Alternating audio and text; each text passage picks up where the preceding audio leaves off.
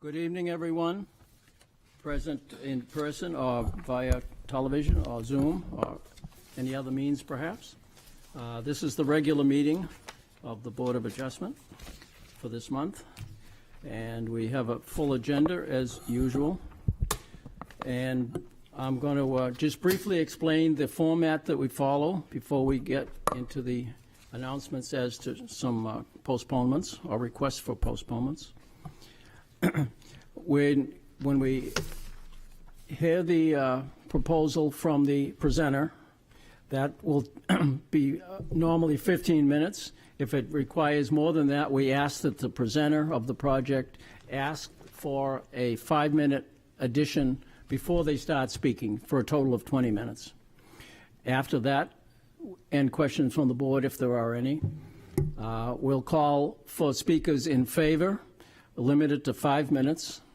Speakers in opposition, limited to 5 minutes. And then 2 for or against. The third category, 2 for or against, doesn't require any, has no time limit associated with it, but we simply ask that people be succinct and stick to the main points that they wish to make in regard for everyone's time. So that's the, excuse me, that's the general proposal, and that's the way we'll proceed this evening. The first item on the agenda is the approval of the minutes of June 22nd this year, our last meeting. Is there a comment on the board? Is there any need to make any changes, corrections, additions, deletions? If not, is there a motion? Make a motion to approve. Mr. Mantle, thank you very much. Is there a second to that motion? Second. Second, thank you, Mr. Lee. Mr. Mantle, your motion to approve, please. It's the minutes. We have to approve them. As written. Thank you. Mr. Lee. So, very succinct, I concur. Thank you both. Those in favor, the voice vote we'll do on this, of the minutes as presented to us, please say aye. Aye. Aye. Any opposed? Any abstentions? No. Thank you very much. Okay. Under old business, we have a request for 470 Lincoln Avenue for a 1-year extension. This was approved by the board and has not been constructed or a building permit pulled, apparently. So is there a motion with respect to that request for a 1-year extension of 470 Lincoln Avenue project? Make a motion to approve a 1-year extension for the applicant at 470 Lincoln Avenue. Thank you, Mr. Mantle. Second on that? Second. Ms. Excuse me, Ms. Eldridge, thank you. Your motion again. The board routinely grants 1-year extensions. I see no reason why we shouldn't grant this. Okay. Ms. Eldridge, anything further? I agree, nothing to add. Thank you. Okay, a voice vote again. Those in favor of the proposal for a 1-year extension, please say aye. Aye. Any opposed? None? Okay, carried. Very good. Okay. A couple of items that I would propose that we take out of order for the interest of time, in case people have just come for those particular items, and if the proposals are granted, they will not be heard tonight. The first of those requests to postpone is the request for the property at 108 Burkett Street. And that's a routine request to propose to postpone that, which would normally be 1 month. So is there a Make a motion? motion Thank you. to postpone it. Thank you. Second? Second. Yep. Mr. Lee, thank you. Okay, your motion, Mr. Mantle. Applicant's requesting a postponement. I see no reason not to grant it. Okay, Mr. Lee? I concur. Anything? Thank you. Okay, good. All right. And we have one other request too. Yes, just for the record, a voice vote for that, please. In the favor of postponement? Aye. Aye. Aye, thank you. Any objections? No? Okay, thank you. And a late request for another postponement that's not on the agenda, the printed agenda anyway, with the same thing, a request to postpone for the project at 67 Ridges Court. Is there a motion with respect to that? Ms. Margison? I move to postpone the application of 67 Ridges Court for 1 month as requested. Thank you. Is there a second to that motion? Seconded. Mr. Rossi, thank you. Ms. Margison, your motion, please. Nothing further to add. Okay. Mr. Rossi? Nothing further. Okay, a voice vote on that, please. Aye. Aye. Any objections? None, okay, carried, good, okay. That takes care of the preliminary business that we have to deal with. So, that brings us to the first item under old business, excuse me, the second item under old business, which is a rehearing request for 225 Banfield Road for the project that was proposed at that location and approved by this board. And we, as everyone has had an opportunity, I trust, to read the request for postponement, rehearing. Is there any discussion on that? This is not a public hearing. This is a board discussion and decision. The request is to for this board to conduct a rehearing. Ms. Margison? I am in favor of a rehearing. I believe that, I went back, looked at the tape of this, and I believe that the board erred in this, and therefore I would move that we rehear this application. You move the rehearing be granted? Yes. Okay, thank you. Is there a second to the motion to rehear the application? Is there a second? I'll second. Mr. Mantle, thank you. Okay. Ms. Margison, your motion, please. Well, I don't really have anything further to add. The Abutter Pike Industries submitted a motion for rehearing that is very comprehensive, and I think pointed out the ways in which we as the board erred in granting this variance application. As was demonstrated by the applicant's attorney at the hearing, there really is no hardship with respect to this property, and therefore I would move that we rehear it to fix our error. Okay. Mr. Mantle? I agree. I don't see how not having rehearing benefits anybody. I'd rather rehear it at the Board of Adjustment before this leaves the city, and I'd much rather have us get it right, no matter how many times we have to deliberate on it.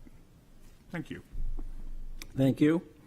And further comments from anybody else on the board?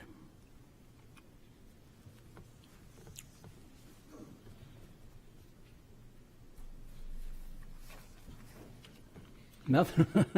No.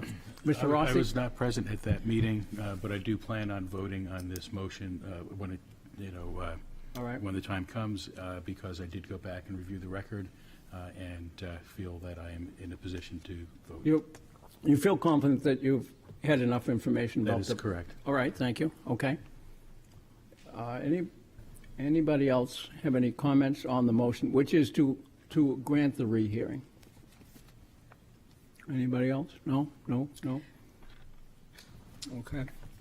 Arthur? Mr. Chair. Yes. I'm sorry, Miss Eldridge. I went back over the minutes and I realized that for me, this was a really difficult decision. And I would be in favor of a rehearing so that we can kind of get everything out there again. And it's very persuasive. All right, thank you. Thank you. Anybody?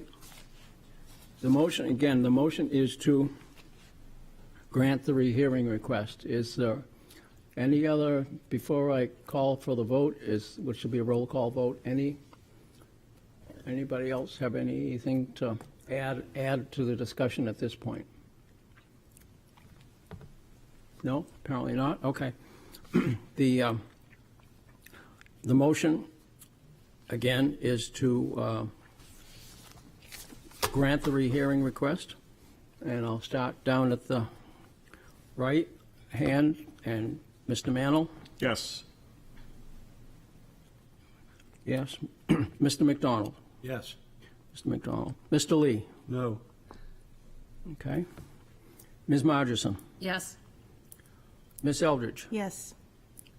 Mr. Rossi? Yes. And the chairman, my vote is no. So the motion carries. It carries 5-2. So a rehearing will be scheduled. Right, we'll put that on next month's agenda. All right. And the expectation from Mr. Stith is that plan on it being next month's regular agenda. Excuse me, regular agenda. Okay. Now that having been taken care of, let's go ahead and vote on, discuss the variance requested for 1 Congress Street. Mr. Chairman, does it make sense to do it in this order, or should we discuss the appeal first? No, we're going to do it in this order. I know the last time the order of the appeal and the variance were reversed from what they are tonight. And maybe after you read the record, the applicant had requested that it go in this order, so maybe he can provide some explanation. Yeah. No, that's a good point, but it was different last time. That's correct. Okay. Yes, who's presenting the case for 1 Congress Street tonight, please? Good evening, Mr. Chair and members of the board. My name is FX Bruton. I'm with Bruton and Barabee in Dover, and I'm here on behalf of the applicant, 1 Market Square LLC, for the property located at 1 Congress Street. So in terms of the order, we are looking to ask for a variance that I believe the memo that went out from staff today said they were favorable with respect to that. So our thought is if we did get the variance, then we would ask simply that the appeal be stayed or continued just to the extent that we wait out any appeal period for the grant of the variance. So that's our theory with that we wouldn't even have to go to that point tonight if the variance is granted. In any event, I think I have a question, if that's okay, Yes, Mr. Chair? yes, certainly. But if the administrative appeal were overruled, you wouldn't need to go for a variance. that is correct, except that could be appealed too, and we'd like to get the variance. We'd like to get the board's position on the variance as well. We're inclined to ask for the variance and supported by staff, and we think you would support it. We just preserve that argument if we had to. I find it very unusual for staff to take a position and describe exactly. that to the Board of Adjustment. I feel very uncomfortable with that. So when, maybe Peter can actually clarify this, when you say staff was in support of the variance, what do you mean? I believe that there's a report where they said that what we were asking for was consistent with what the ordinance would provide in that area.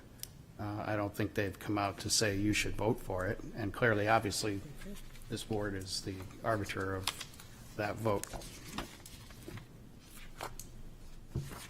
I'm sorry, I'm very confused. Yeah, 'cause so am I.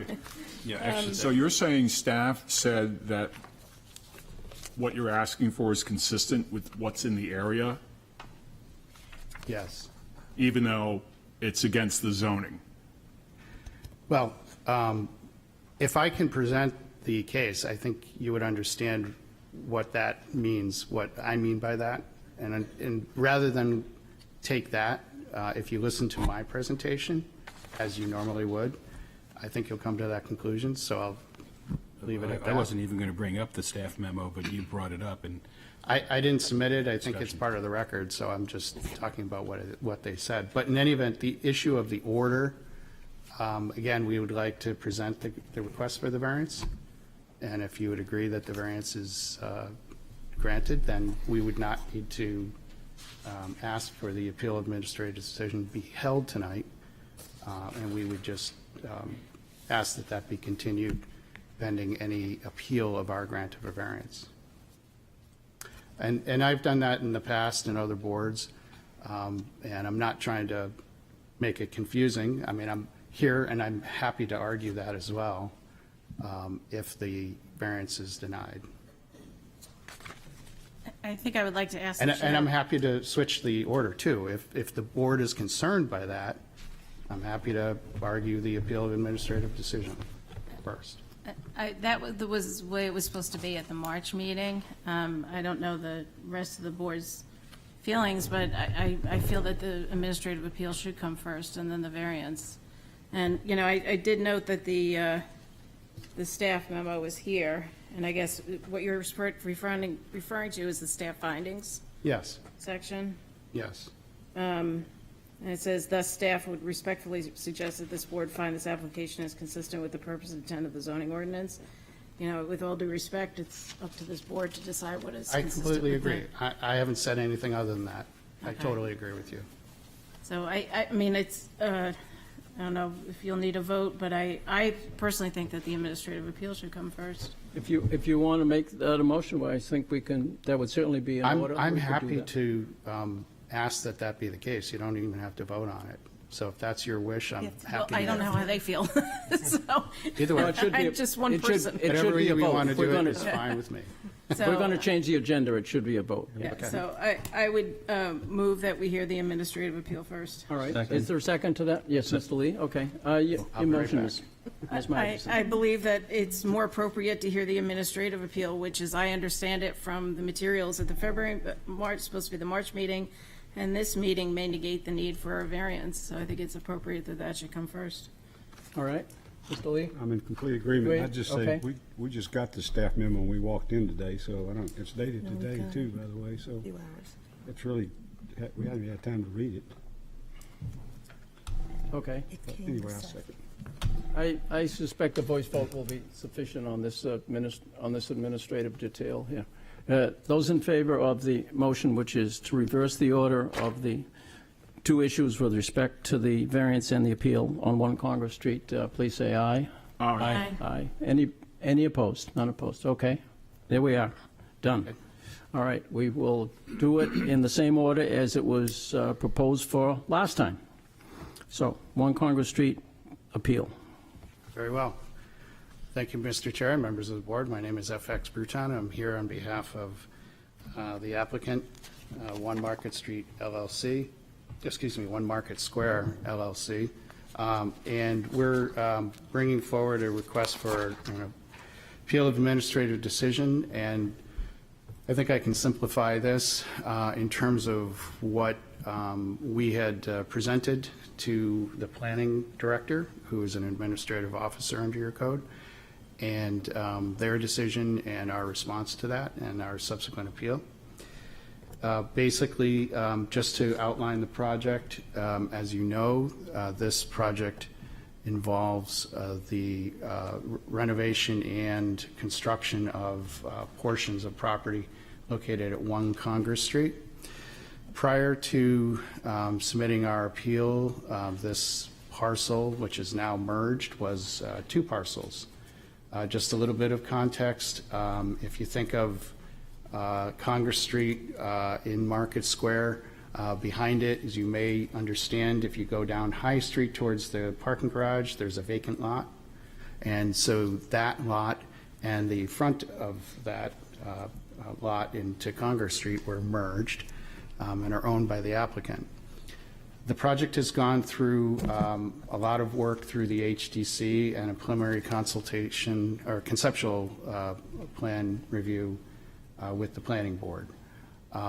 So there's been changes in the project, and I'll report to you that with the work of the developer design team, HDC, and staff and input from the planning board, the request that we present for the variance has been reduced in size down to 2 feet 9.5 inches in terms of going over the height restrictions. So it was higher than that, and so I think that's a good thing. That's a sign of the developer trying to address those issues. But nonetheless, in the zone, the front parcel, which was formerly Lot 15, which is depicted on the materials that we submitted, is in the CD5 zone.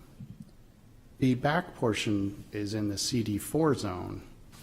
It's of all the abutters, it's the only lot in the CD4 zone. So it's a little bit unique in that respect. In the front, lot 15, your ordinance uses colors to define numbers of stories and the height of a building. You have a map and it has colors on it, and based upon those colors around each parcel, you then determine where do you fit. So in the front, the color is orange. And the color orange allows for a building to be 45 feet high. The back parcel is green, and green on your table allows a building to be 40 feet high.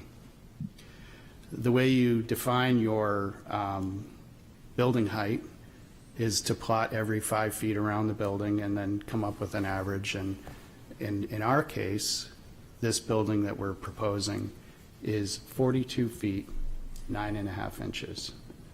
So for context, the front of the building is around 45 feet. The newly constructed portion would be about 42 feet. But the bottom line is when we add up all of the numbers, again, we come up to 42 feet, 9.5 inches.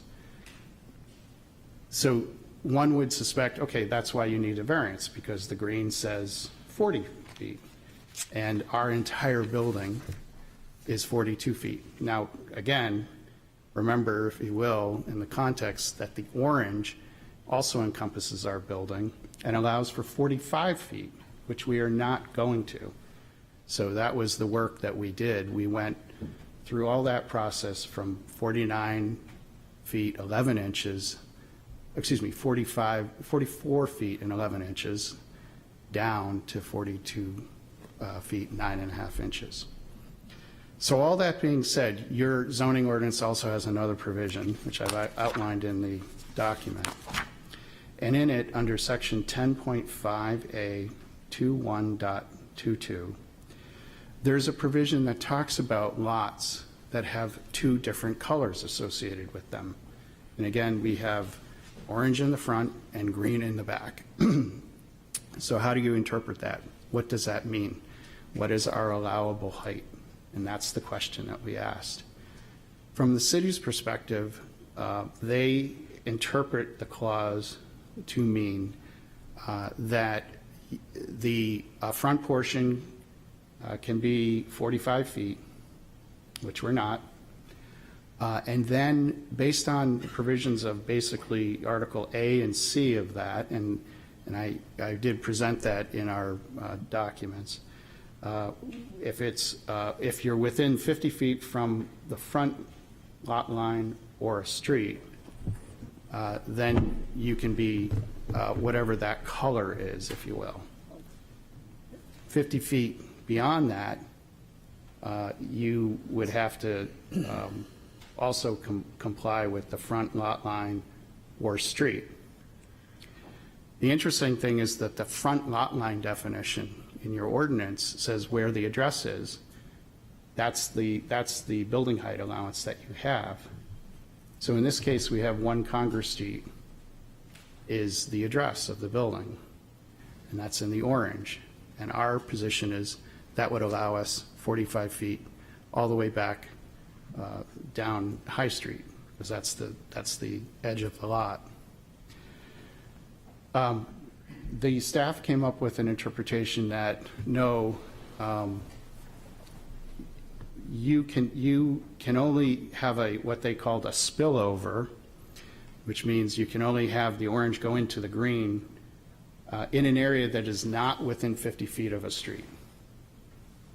So you get kind of an odd interpretation, in a sense, convoluted, because in the back portion of the lot, you're allowed to have a chunk, and I think staff showed you a picture of that chunk, if you will, of orange, but then the rest has to be green. And that just doesn't make sense in terms of, building a building. And it's also inconsistent, we believe, with the ordinance. And I'll tell you why specifically. And that's because in the ordinance, it says basically you can measure from a front line or a street. And we've argued we are measuring from the front line, 1 Congress Street, all the way back. If it said and a street, then we would have to do this bifurcated chunking up that the staff did, but it doesn't say that. And in fact, the staff and the city is now going through a rezoning process to change that language, really because we made that argument, and I think they see the merit in the argument. So it's a little convoluted because you got, greens and oranges and different lots and all that, but it is simple at the same time. There's a legal argument and there's a common sense argument.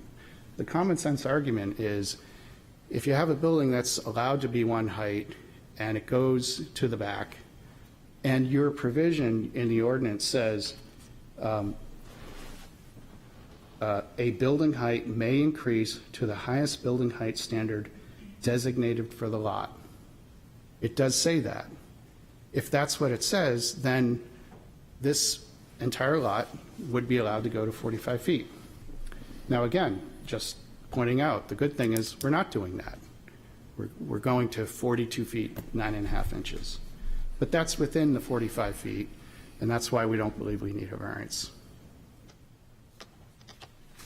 So I apologize if that's convoluted, but it's, I tried to kind of boil it down to what our disagreement was with staff.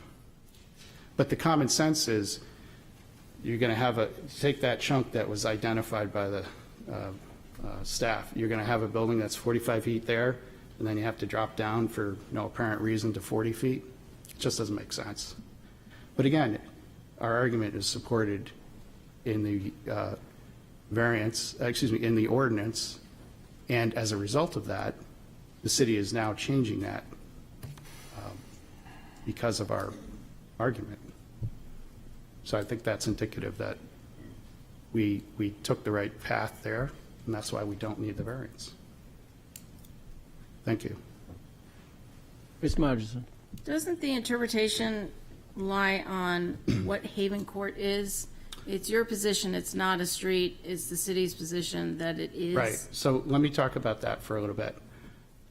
Haven Court, and in your packet, you have a plan. That plan was commissioned by the city of Portsmouth a number of years ago because there was going to be a purchase by the city of a small portion of that area, Haven Court, that was associated with the J.J. Newberry building. So they had James Vera go out and survey it, and he indicated with his research that that was a public road, private road, private way. We understand, and I don't think the city disagrees. My client has title to that area as well. I don't think there's any dispute about that. The only question is it a street or not? We had John Shagnon go out and do the same survey and research, and he came to that conclusion. Most important, that Vera plan that was done for the city was presented to the planning board and signed off. So there's a designation even by the planning board that that's private way. But let me tell you why it doesn't even matter. Because our argument is it's the front lot line or a street. So even if it was a street, we can still measure from the front lot line, and we can still go all the way back, even to a street. And we can go back to High Street, too. So that is why the issue, in a sense, doesn't really matter. But the city was going to go back and talk to Mr. Vera, but we haven't caught up since then, if we'll put it that way. But there's nothing that suggests to me that that's a public street. And your ordinance specifically defines a street in only 2 ways, either laid out or as depicted on a subdivision plan. And again, the planning board signed off on a designation, it's a private way. But I would again emphasize it doesn't matter. If this ordinance is written the way we interpret it, you go from the front of the street where the address is back, or you can go from a street. Again, they're now changing that because I think they see that that's not what they want, but I don't know why, because again, you're going to have a chunked up building.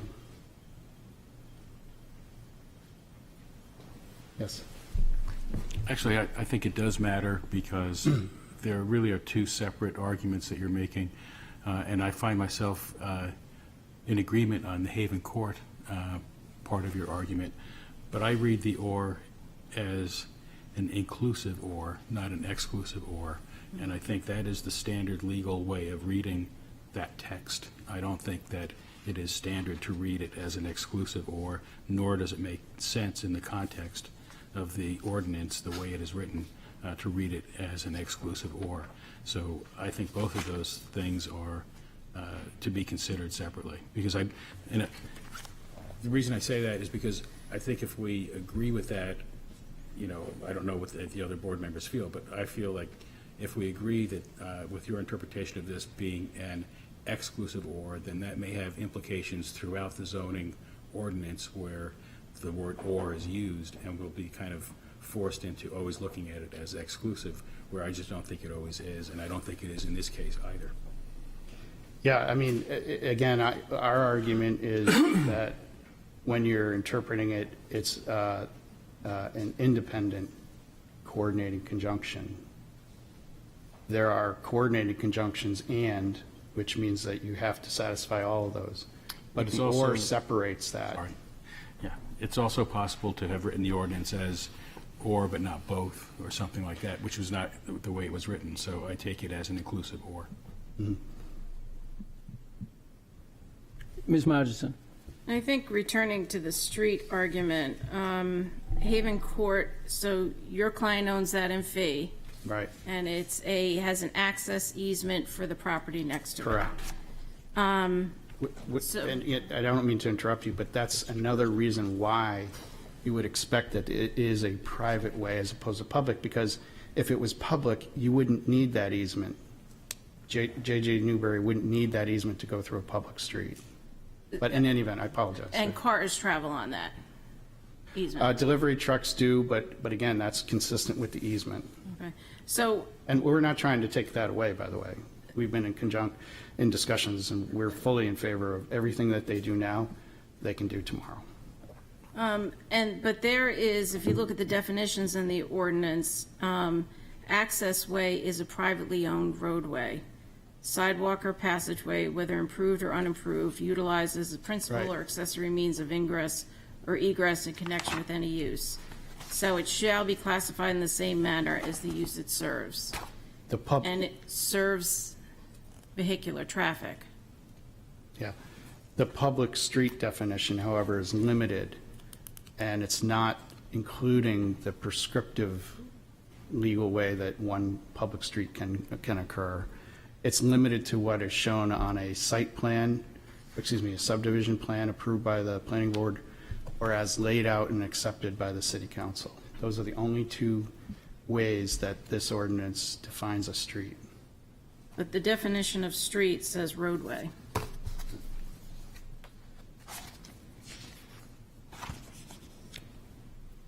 I think that's why the staff. Thoroughfare or roadway.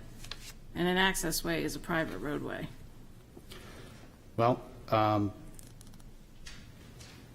my understanding is the definition, or let's put it this way, the provision that I'm referring to only refers to public street, or street, excuse me. And that street has that specific definition, not what you're referring to. There's a definition of street in the ordinance that is limited only to what I described. I think it's a little bit less clear than that. The city paves and snowplows that road?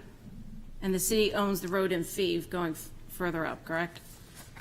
The city owns, it's not a road per se, as you may know, the area drops off, so it's not width and all that. It's not defined on that plan as a street or as part of the street. I think it was more of just a parcel of land that there was no interest in, from what we understand from the abutter even, no interest in terms of just liability in having it, and the city decided to take it over. But they did a subdivision of it. They did, excuse me? They did a subdivision for it, and that was approved. And again, the private way designation was applied. Okay, thank you. And Mr. Mantle? What was the purpose of merging the two lots? The purpose is to build construct this building and remodel what exists in a historic way and keep things that are in the front. So the purpose is to have one building. Okay. You could have done all that without merging the two lots. You typically don't do that. You merge the lot so that you have one lot and you have one building on the parcel. You don't want to cross lines because you have an issue of setbacks and things of that nature. Okay. Okay, This- but Ms. Eldridge? Oh, no, sorry. Oh, sorry. Anybody else at this point? Any comments? No? I just, one last, so, looking at the map, I mean, the reality is that the back of this lot 15 has the lower building height, and then all the surrounding properties have the lower building height. They're all green. But in So- reality, if you look at the Pierce building, it's in excess of what we're proposing. If you look at obviously the parking structure is in excess of what we're proposing.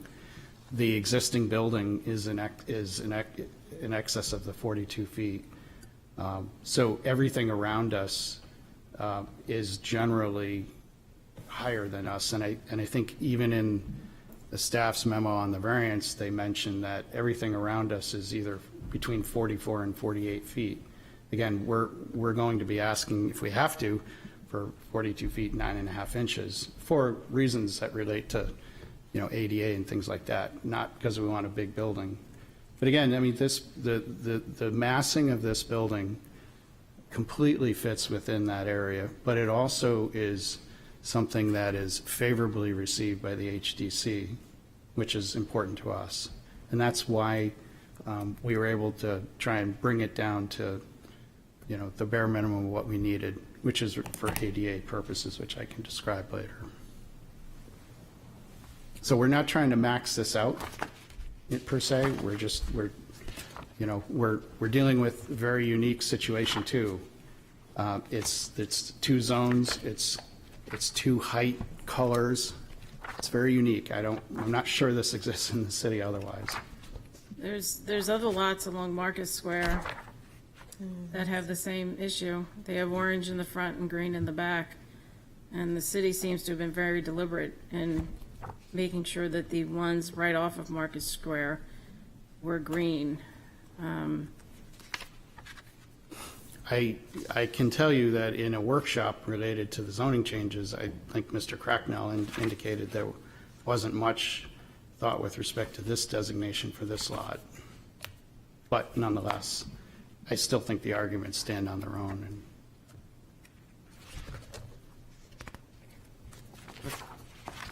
Okay, any, can I just Sure. have one little Yeah, key certainly. point? Portsmouth has, and obviously you have it, Portsmouth has a list of public roads, and obviously Haven Court is not on that.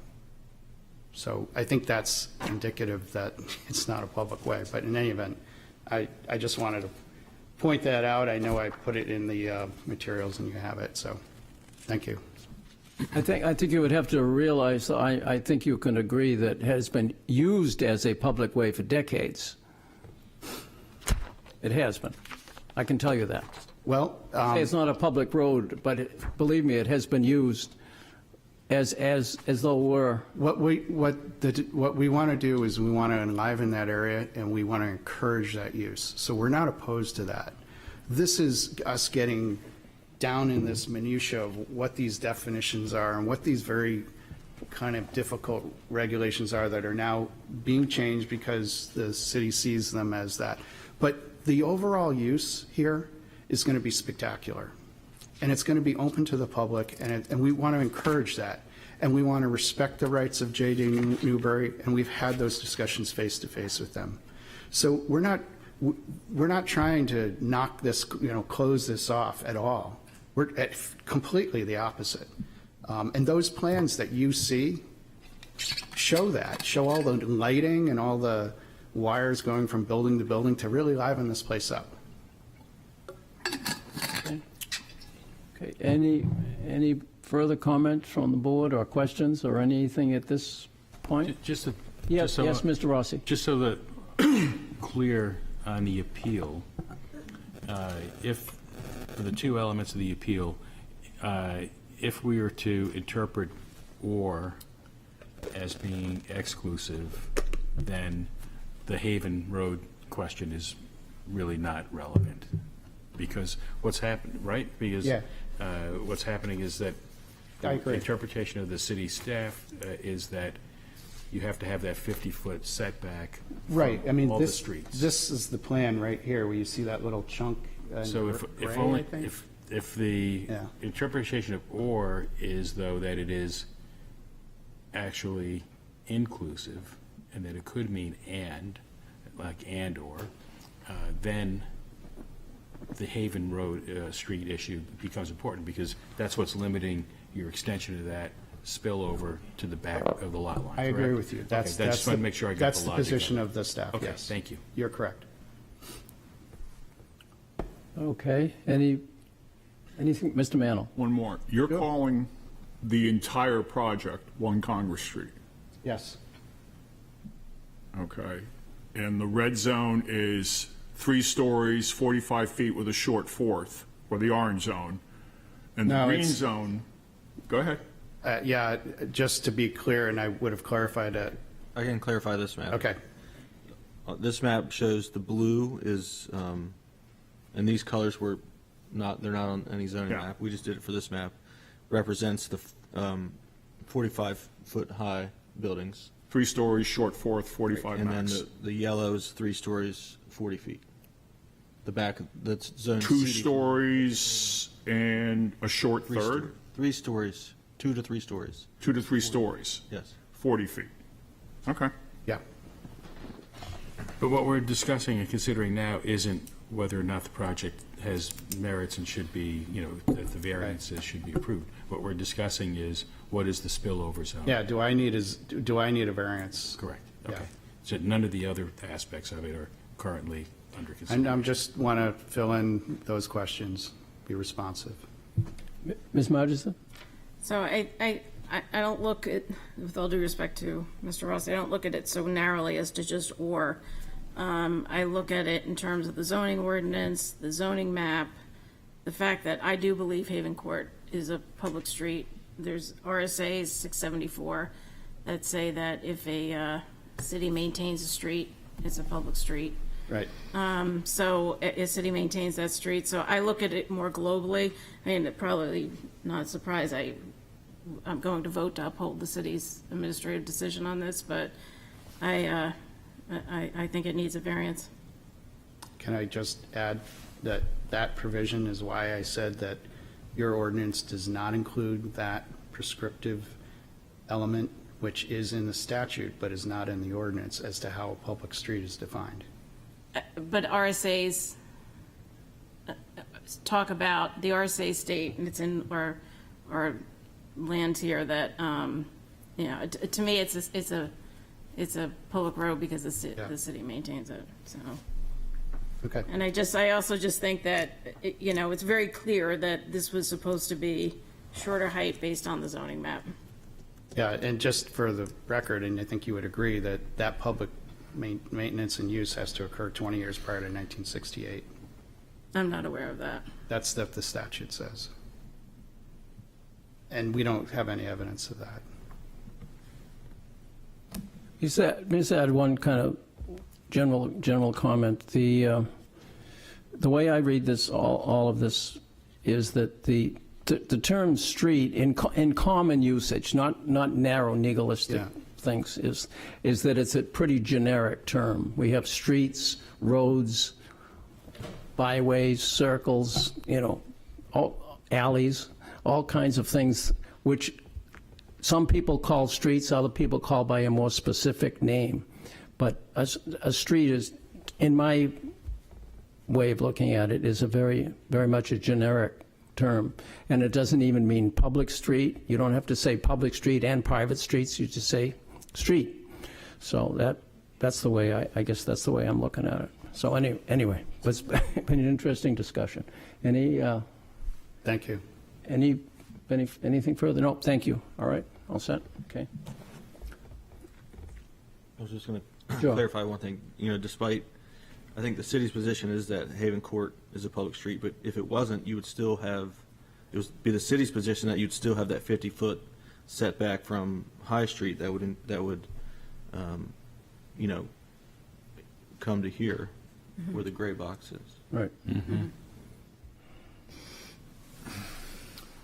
Okay, we have a question before us, Board, with respect to the, I think we offer public comment for appeal. you want to, We you think so? typically, yes, we do.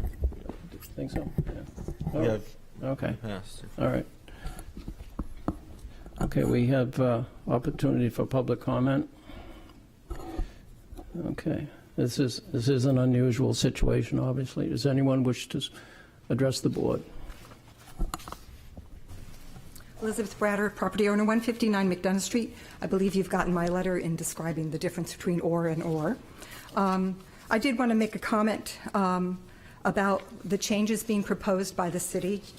The changing is not going to get rid of the word street. It's just going to define it to include, and I don't have it with me, but it includes private ways, small roads. It became even more descriptive so that when there's an easement by the city, which Haven Court has, that it's also included in the word street. So they're not changing street to be more broad.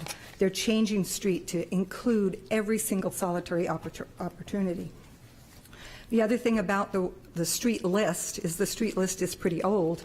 And nowadays, when you look things up online, they refer you to MapGeo for zoning, heights, and street names. So that includes Haven Court. So I understand that a survey was done, but it's my understanding when you pull up Haven Court on MapGeo, it shows a city easement for a portion of that, just to put that out there.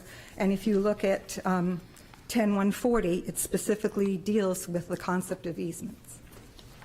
I did want to say one more thing as you look at this as to whether they need a variance. I do support that they do need one. And there are a lot of other developments going in right now. 131 and 203 Maplewood is all one lot.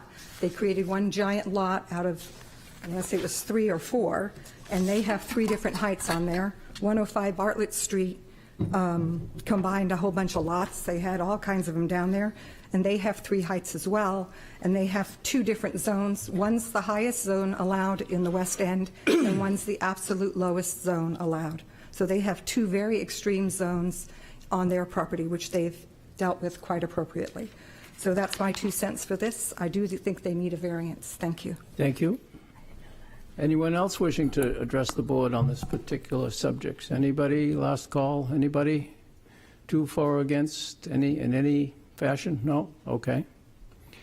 In that case, Board, I guess it's up to us. Does someone, the request obviously is a appeal of the Board, the position taken by the planning staff, planning department. Is someone prepared to make a motion? Mr. Rossi. I move that we deny the appeal of the city staff's judgment. All right. Is there a second to that motion? Mr. McDonald, thank you. Mr. Rossi, your motion, please. I move that we deny the appeal on 2 bases. One, that I'm not in agreement after hearing the full discussion in the appellant's position on Haven Street and whether it's a street or not. I believe it is a street. And the other is that I believe that reading the wording of the ordinance, and particularly in that context, and reading it as an exclusive or is not the right precedent for this board to endorse. And so for those two reasons, I will not be supporting the appeal. All right, thank you. Your second. Who was the second? Mr. McDonald. After having heard the discussion so far, my conclusion is that this is a project that's intended to go ahead and do some things which are exactly what the ordinance is trying to restrict. It's not part of what I know as the direction for the city of Portsmouth to be heading in the new century. And so there's a lot of verbal gymnastics that you can go through to justify things that are not really consistent with the objectives of the ordinance. But those are things that we shouldn't have to say, oh gosh, guess we got tricked on that one. We should just say no. And so that's what I intend to do, is vote no. All right, thank you. Anybody else, any comments? The motion is to essentially uphold the position taken by the city staff? Yes, and Yes. deny the appeal. Yes, and deny the, right, which denies the appeal. Okay. So, any further, any further discussion? I'm stretching this out. No? Okay. Don't stretch. Shorten it up. Time to move. We have a All variance right. now. Everybody understands what we're voting on, right? Okay. Okay. Mr. Rossi? I vote yes Yes, to to deny support, the appeal. to Yes. deny the, yes. Okay. I'll just go in the order on the page here. Mr. McDonald? Yes. Okay. Mr. Lee? Yes. Ms. Margison? Yes. Ms. Eldridge? Yes. Mr. Rossi? I already voted, but yes. Yes. Mano. I'm sorry. And I vote yes as well. Mr. Mano. I'm sorry, Mr. Mantle. Sorry, I got out of order here. Yes. Thank you. Okay, the vote is to, obviously, to deny the appeal of the position taken by the planning department. Okay, so that leads us to the next item. Guess what? It's on the same subject. Oh, joy. Namely, the variance for the building in question, proposed building in question. So, let me get on the right page here. Okay. The request of One Market Square LLC owner for property located at 1 Congress Street, whereas relief is needed to construct a 3-story addition with a short 4th story and a building height of 44 feet 11 inches, which requires the following. 1, a variance from section 10.5A.43.31 and map 10.5A21B to allow a 3-story addition with a short 4th and building height of 44 feet 11 inches, where 2 stories with a short 3rd and a 40 feet is the maximum allowed. Said property is shown on assessment map 117 as lot 14 and lies within the Character District 4, CD4, Character District 5, CD5, and the Historic District. And who speaks in favor of this request, please?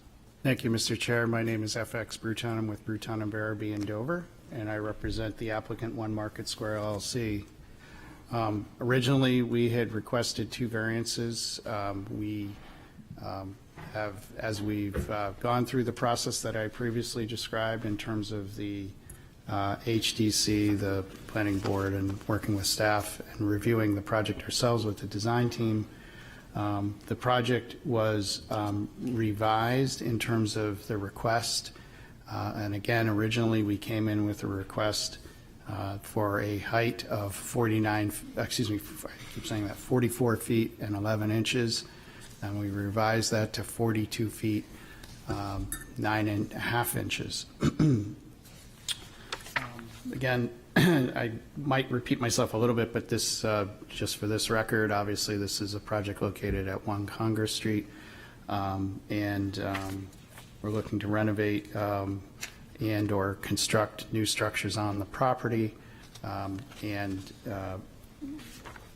Right now, when we came in, prior to that change, we were looking at needing a 4th story short. We don't need that now. We've created a hip mansard roof with dormers, and the building now does not qualify as a 4th short, and you have those provisions in your ordinance that exclude certain structures like that from a story. So this is a 3-story building.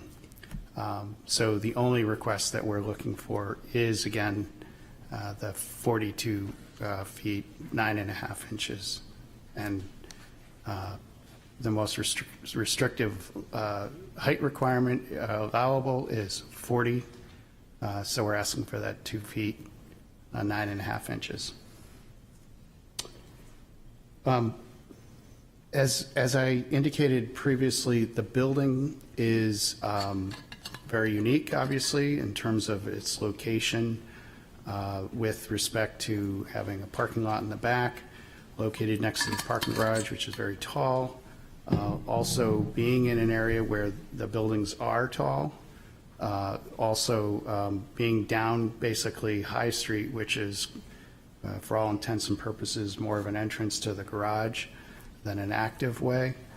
And in addition, the building has structures that are of a historic nature that are very important to maintain, obviously in the facade on Congress Street. And what we want to do is we want to create a uniform building, and we want to extend down to High Street.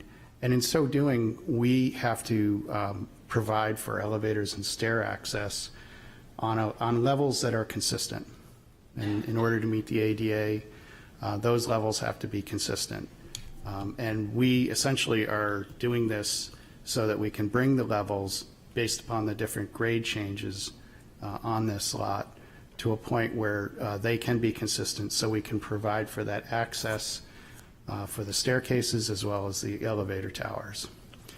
So we're really looking for a variance so that we can satisfy that. The massing, we've identified the massing in our materials, and we believe, as does the HTC, very well supported project, very well supported design, that the massing fits within this area, and then it's appropriate in terms of being able to accommodate the needs we have for the ADA. So in any event, we provided a map to you more to put things into context, and I think you might have this page. This is H516, if you want to pull it up, Peter. But basically, it's a footprint of the building with a lot of numbers on it.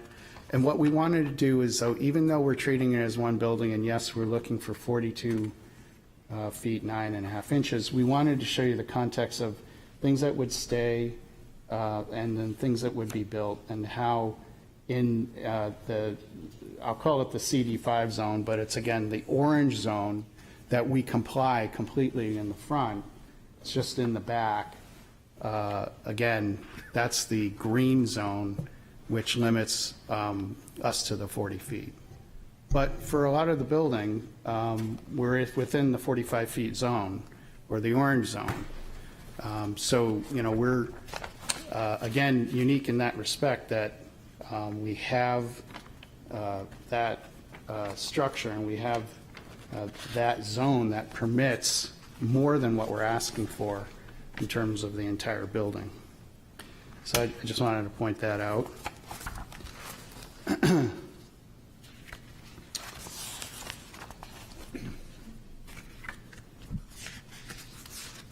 A lot of what I was going to say about the variance, I've already said in the other application. But again, I do want to emphasize that we've been through quite a lengthy process with other boards to get to a point where this design is really crafted as a result of a lot of that input. And I think that's really important in this case. Again, just as an aside, there is a current pending zoning ordinance change to permit this portion of High Street to be raised to 45 feet. Again, we're not looking to go to 45 feet. There are other changes that are being proposed throughout the city for height.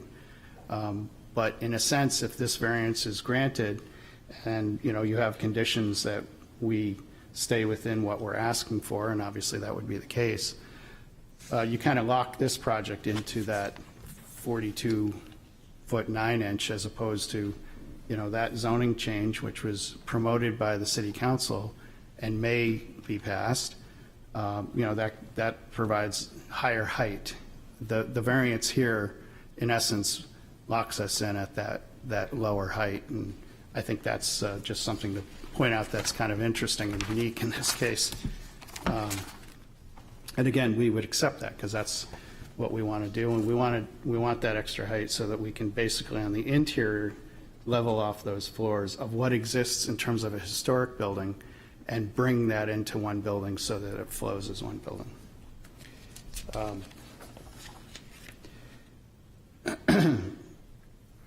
I'll go through the tests somewhat quickly because I have limited time, and Brian White is here with me, who's a master appraiser, and he's just going to talk about diminished property value very quickly. But in terms of granting the variance for the height that we requested, it will not be contrary to the public interest. We do not believe that we will alter the essential characteristics of that area. Again, those surrounding buildings and the property garage, the garage is right there. Our massing fits perfectly within that, and we believe that we would certainly not do that. The other test is, are you addressing the health, welfare, and safety? And obviously, if we're ADA compliant, that goes a long way towards that goal. The spirit of the ordinance is observed. Again, that test is similar to the public interest test, but again, I'll emphasize that when we go up this fairly de minimis amount, that really is not going to change that characteristic of that neighborhood at all. We were able to satisfy that ADA safety component. The granting of the requested relief will do substantial justice. That's a balancing test between the benefit to the applicant, which again is to create an exciting building from our perspective, but also one that is congruent and consistent with the historic that we'd like to preserve, and at the same time create that consistency internally so that we have level grades so that we can provide for those elevators and the staircases and all that. There's no negative aspect, in our opinion, to the public with respect to this request. This request is it's not large. A lot of people come in with pretty significant requests. This is 2 feet 9 inches, and given the size of the building, it's really more related to the internal consistency of the building than for us to be reaching, if you will, to create something that is inappropriate in the area. I don't think this is a reach, and I hope you would agree with that.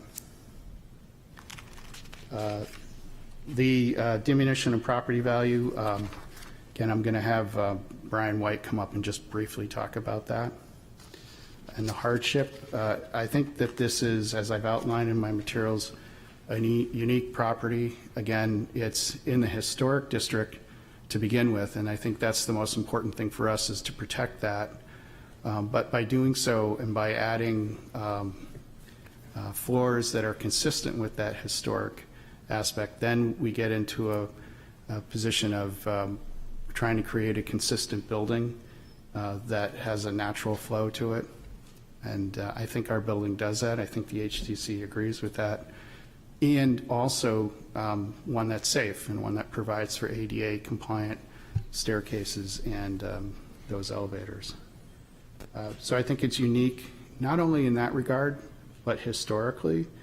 This was a parcel, the vacant parcel where the Dolphin Hotel was located, which was in excess of what we're asking to put in this place. That was, I think, burnt down in 1969, but it had been there for 95 years. So this massing is historically accurate if you look at it in that context as well. So I think that's unique about it. Those are the special characteristics of the property. The 2 feet 9 inches, ultimately the question is there a relationship between the ordinance and having to apply it to that height allowance, that variance? And we don't think that there is. We don't think that there's a need to deny the variance in order to protect the spirit of the, or the general purposes of the ordinance in this context. We think it's very unique. And again, we're not coming in and asking for 7 feet or 10 feet. We're asking for 2 feet 9 inches. And again, it's to comply with a lot of those special aspects.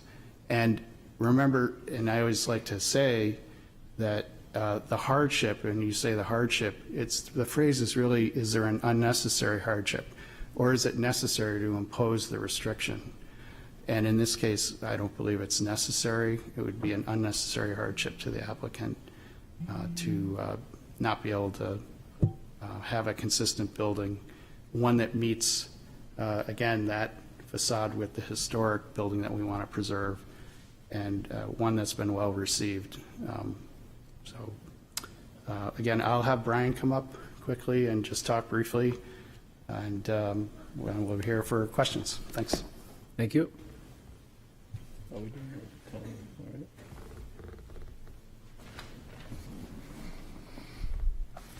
Good evening, evening. Mr. Chairman and members of the board. I'm Brian White. I operate White Appraisal, commercial and residential appraisal firm out of Dover, New Hampshire. I've been appraising commercial and residential property for 39 years in Portsmouth and in the Seacoast area of New Hampshire. I have the MAI and SRA designations, which are the highest commercial and residential designations awarded by the Appraisal Institute, which is the largest appraisal organization in the country. I was asked to investigate the impact on value of the abutting properties for the proposed development. You all have received my report. I'm just going to touch on some of the highlights and maybe more bullet point items from my report, and then I'll answer any questions, if that's okay. Yeah, yes, please be succinct as you can. I will. Thank you. We all know the existing development. It's a 15,000 square foot mixed-use building with a 19-space parking lot to the rear. The proposed development is going to consist of retail, restaurant, mercantile, and professional office uses. The neighborhood, it directly abuts 2 multi-tenant commercial buildings to the west. On 13 Congress is a small 1-story retail building, and the Hanover parking garage is the major improvement in the neighborhood. That's the 4-story structure to the north. There are 3 factors that typically impact value of surrounding properties, and that's changes in noise, view, and use. So I considered all of those as this would impact the property if the property was to be constructed. Now the subject's a mixture of retail, restaurant, and apartment space with the rear parking lot.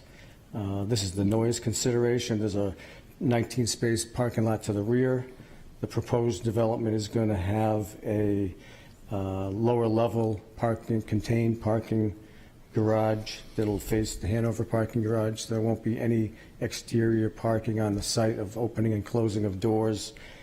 So with that in mind, a self-contained building is going to emit much less noise than an open parking lot. On the view issue, the subject's proposed development will be no larger in size compared to that of the surrounding properties. Permitting the subject's building as proposed will be keeping with the historic sizing of the parcel. Views of several nearby commercial properties will change, but not to the extent that any negative impact would result. It could be argued that the views of the nearby commercial developments will be enhanced by replacing the view of a rear older development and asphalt parking lot with a new construction, modern structure in very good condition. As far as use goes, the proposed development will have commercial development with no residential uses. And the use of the subject property will be retail office space, which would mix in very well with the abutting uses, which are almost entirely commercial in nature in this immediate neighborhood. As for part of my analysis, I spoke with Roseanne Maurice Lentz, the city assessor, to see if her office has ever done any studies on the impact of such changes of height and properties and surrounding properties where additional height was allowed, where shorter, say 3 stories was permitted. She indicated that they've never done any such study, but she did comment that, and this is a quote, that she did not anticipate any diminution in value of the abutting property values in the surrounding area if this was to be constructed. In general, the addition of new commercial and residential mixed-use development will result in upgrading the overall condition of the neighborhood, therefore enhancing the overall desirability of the area. The property will be developed with a mixed-use building that will not result, in my opinion, in diminution of value of the abutting properties. In fact, the addition of this proposed property will add a modern commercial development to the neighborhood that very well could enhance the values of the surrounding properties, as it will add new commercial space to a location that's currently under-improved for the area. The rest of my report is pictures, notes, and attachments, and I'll take any questions that you might have. Thank you very much. Other questions? Mr. Mantle? Just curious, what is the square footage, floor footage of the building that's currently in CD4? Might be easier. Average, What I'm going to suggest is that the architect, Tracy Kozak, come up and just answer that question. Okay. Get a better answer than from her than me. Good evening, Tracy Kozak, Arcove Architects. To make sure I understand the question, the square footage of the portion of the building that's in the CD4 Correct. I'm zone. looking at the same map there. It doesn't give anything as far as I don't think I have that number the floorage. with me.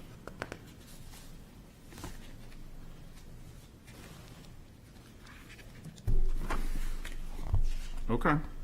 It might be on the civil plan. One moment, please. Sure.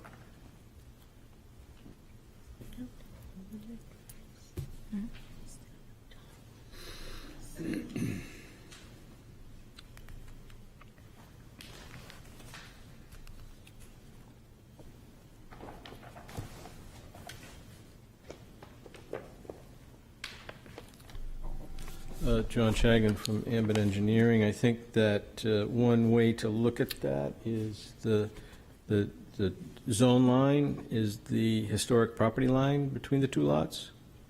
And what you're asking about is the portion of the building closer to Congress Street?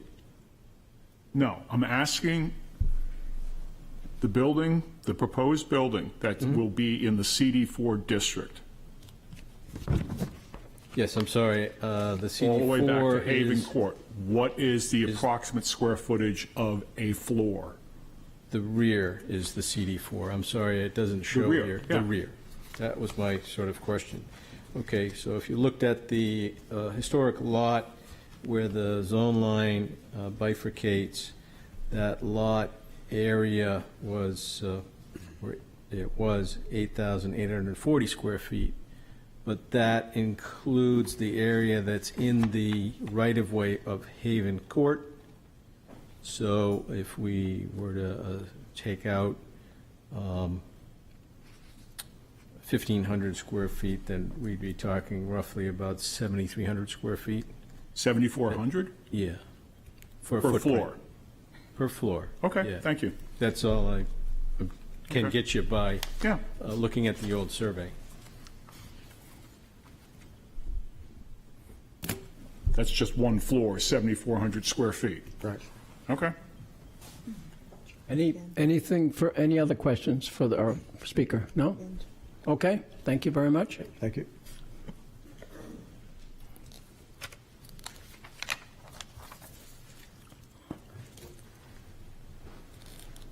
Okay. Anything else, Mr. Bruton, all set? Yes, sir. Okay, thank you. I have a question of. Yes, Mr. Ms. President. Rogerson. So since we are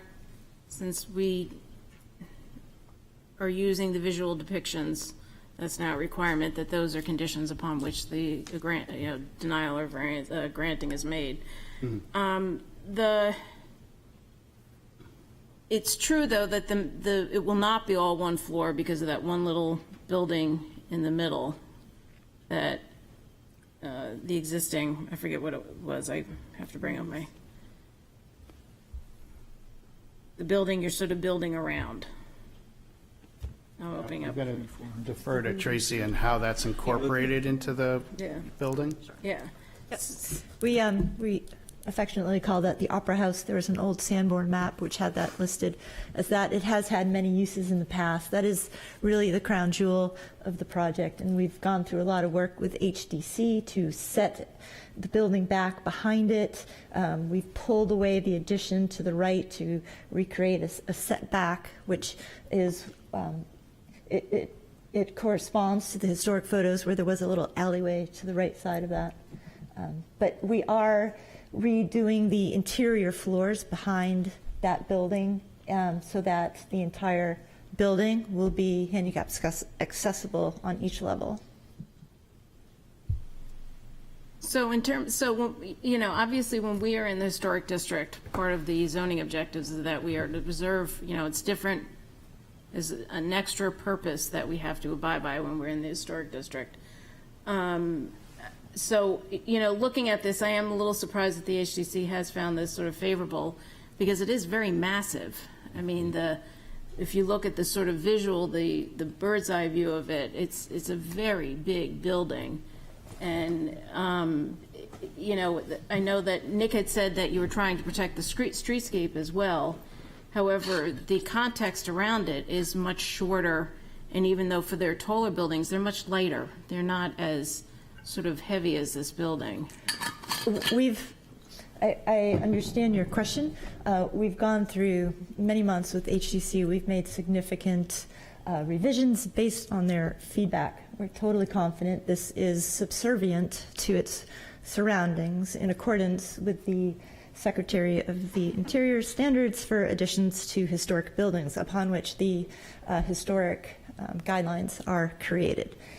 You can see that in the dimensions noted where we have our building aligned with the fenestration and the banding of the historic building, but a little bit smaller so that you can tell the difference between what's new and what's old, but what is new still is compatible and relates to what is there. Also, the original building that was there for 100 years, the Dolphin Hotel, was, as FX mentioned, larger than what is here. This building is smaller than a lot of the buildings around it, so we think it is a good little sister to what it's attached to. Thank you, Tracy. Okay. Anything else from the board? Anything else? No? Getting ready to close the public hearing here. Well, Open it up. I'm sorry.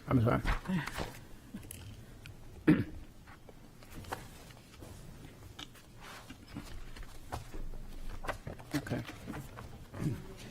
Yes, come up, please. Are you doing it in 3 like you usually do, or are you doing it? Yes, same, yes, 2, 4, yeah, doesn't matter. Well, it does matter. We'll do pro, con, and 2 for and against. Thank you.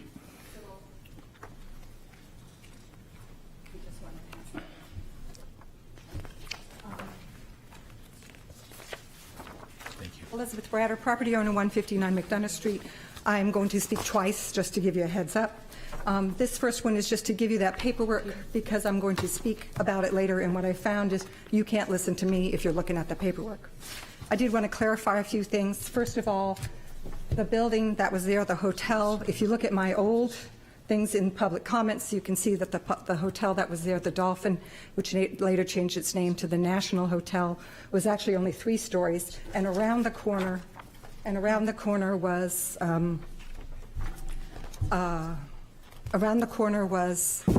a mechanic shop. So that shows up on the pictures that I presented. So the first building on the front side of High Street was a 3-story hotel, and on the back side was a 2-story mechanic shop around the corner. So there was more than just, there wasn't that much building. It was 2 separate, smaller buildings. I also wanted to clarify something that they stated, which per the definitions from my book that I brought with me, a short story is either, number 1, a top story that is below the cornice line of a sloped roof and at least 20% shorter in height than a story below it, or number 2, a story within a mansard roof with a pitch no greater than 30-12 ratio. So in this case, the mansard roof story counts as a short fourth, just to clarify that. I will speak after. Thank you. All right, thank you. Anyone wishing to speak in favor of this proposal, please? Anyone wishing to speak in favor? Anyone wishing to speak in opposition to this proposal? Yes?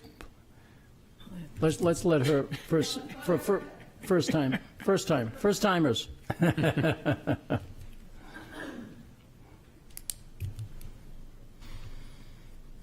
Good evening, everyone. Esther Kennedy, 41 Pickering Ave. I've been watching this building not only here, or not only at the historical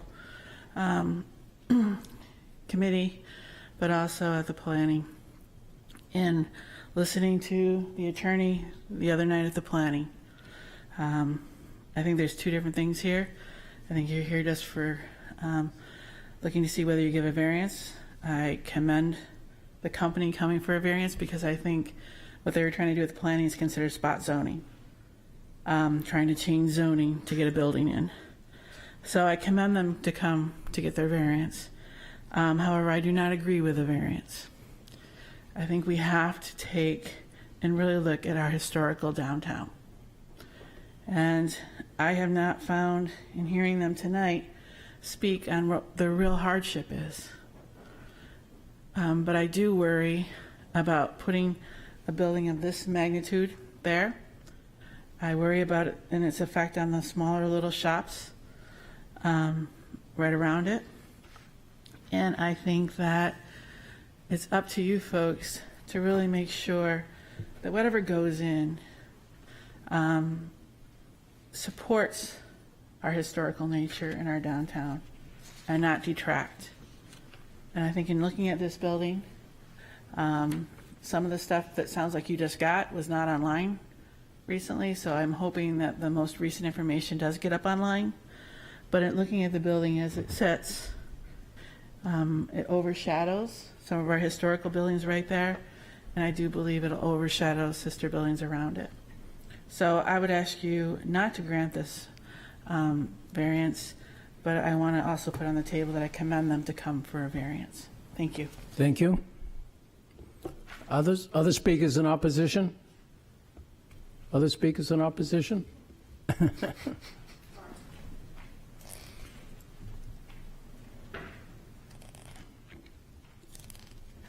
Elizabeth Bratter, property owner, 159 McDonough Street. I was going to speak 2 for or against, but we seem to be doing things a little differently than I'm used to.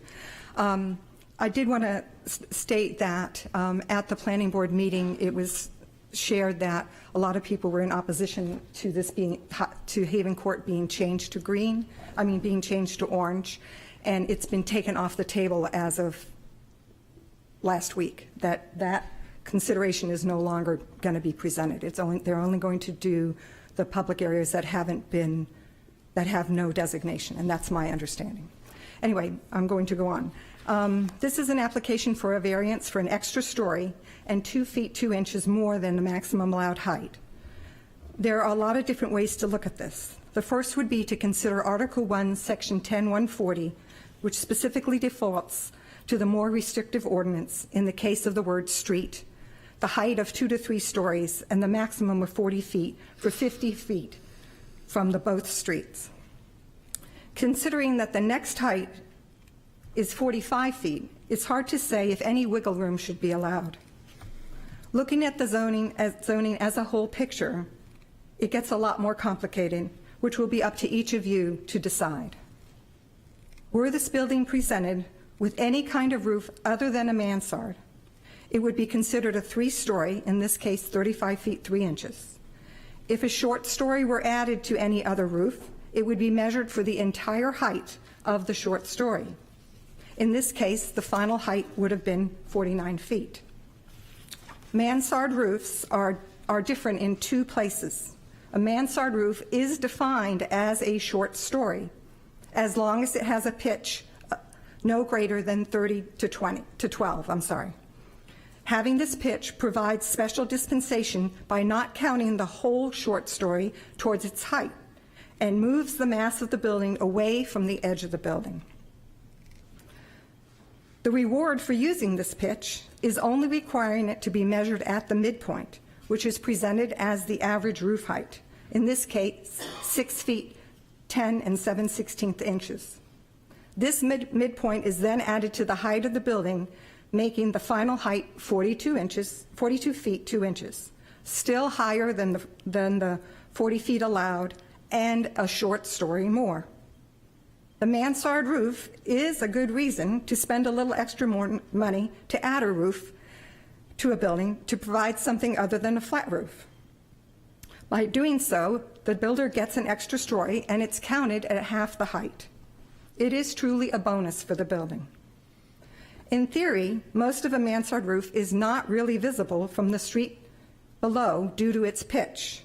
In this case, whatever is put on top of this building can easily be seen from the parking garage and the condos on High Street. Without the mansard roof, there would be 5 to 14 feet of open area above that 3rd story. Even if the midpoint of this roof were lowered by 2 more feet, the short 4th would still need a variance. Were the mansard roof not added to the rear of this building, the elevator for handicap access would still be accessible by the whole building because the spillover area, and if you look at the piece of paper I gave you, on the bottom it shows you that little spillover area that was on the map that you looked at previously, and it says it's called spillover area. That's where the elevator is going to be, which would allow it to open up either to the 4th floor on the other buildings or the 3rd floor on this building. There is a lot to consider, but what it boils down to is should a variance be given for a short 4th and an extra 2 feet 2 inches of height where only 3 stories 40 feet are allowed. I did want to make one more final comment, and that is, if you look through these, the front of the building, actually I think you can see it on here, is actually 45 feet. It's not 42 feet. The Congress Street side is 45 feet. The Haven Court and High Street side is 42 feet, just to clarify that. Thank you. Thank you. Any other speakers in opposition? Any speakers to, for, or against? Anybody? One? Okay. I'll defer if someone right. else is in the audience. Let's see if there's any last call. To, for, or against? No? All right. Yes. Yeah, one speaker. Yes, come up, please. Peter Huda, 280 South Street. As I sit here and listen to the proposer, I noticed he was relying heavily upon zoning changes which have not been made yet, which are in the proposal stage, which have not gone to the council. I urge you as a board to look at the zoning requirements that are currently in place when you look at this project. Also, he's relying heavily on the HDC looking at this and the approval. I personally do not believe this belongs in the district as the height that they are requesting, and I would request that you not approve this variance. Thank you. Thank you. Last call, 2 for or against. Okay. I just, thank you for hearing this and for all your time and attention to this. I just wanted to emphasize, we're really here, again, to get ADA compliant. The HTC asked us to push that elevator toward the back of the building, not in the middle. And I think what Ms. Kozak mentioned is important. We're trying to preserve things like the Opera House, but we're trying to also make this a safe building. There is some comments that don't relate to the actual request that we're asking for, which is just that 2 feet 9.5 inches. Those comments can be made at the HTC and have been, as well as the planning board. What we're asking you to do is just look at what we're asking for, and we're doing it in conjunction with the HTC asked us to do, which is to move that elevator toward the back of the building. So we're trying to do this for safety and for compliance with the ADA, which obviously we need to do. So we're hopeful that the changes you consider them as de minimis as we can make them, which is true, and that we've worked over the process, starting with a larger request to bring it down, which I think is what you want to see applicants do when they hear comments from boards either here or through the city. So hopefully you'll agree that you can see the reason we're asking for this request, and again, recognize that this will be consistent with that area. Again, the heights in the surrounding properties are between 44 and 48 feet, and we're below that. So we're hopeful that you would consider that a reasonable request. Thank you. Thank you. 2 for or against, last call, last for real this time, okay. Public hearing is closed. Board, we have the request, the proposal has been explained. Is there someone wants to start the discussion?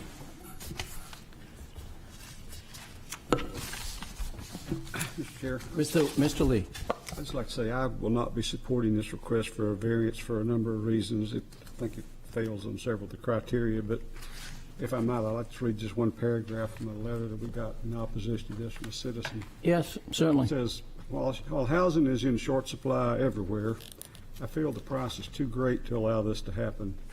The skyline and atmosphere of downtown Portsmouth should be kept as is to preserve what is left of the charming Portsmouth we all know and love. Please don't be short-sighted on this. Portsmouth is special for a reason, and that reason should be preserved to continue its charm and vitality as a destination for charming coastal beauty and history for all to enjoy. There's a number of other comments in that same vein, but I think that kind of sums it up pretty well. Okay. Anybody, who's next? Draw straws? No? Ms. Margison? So I also will not be supporting this variance request. Respectfully, I believe that the applicant hasn't demonstrated hardship for going up further than is allowed by zoning. We had a lot of conversation about the zoning in terms of the administrative appeal. I do not think there is hardship. I also don't think that, I think it fails the spirit and intent, with all due respect to the staff's conclusion today. I think that Mr. Cracknell had it right when he wrote the letter saying about protecting the streetscape. I look at the zoning map, and it's clear that they meant for lower building heights along that edge. And I think that the Opera House is, you know, this is the historic district.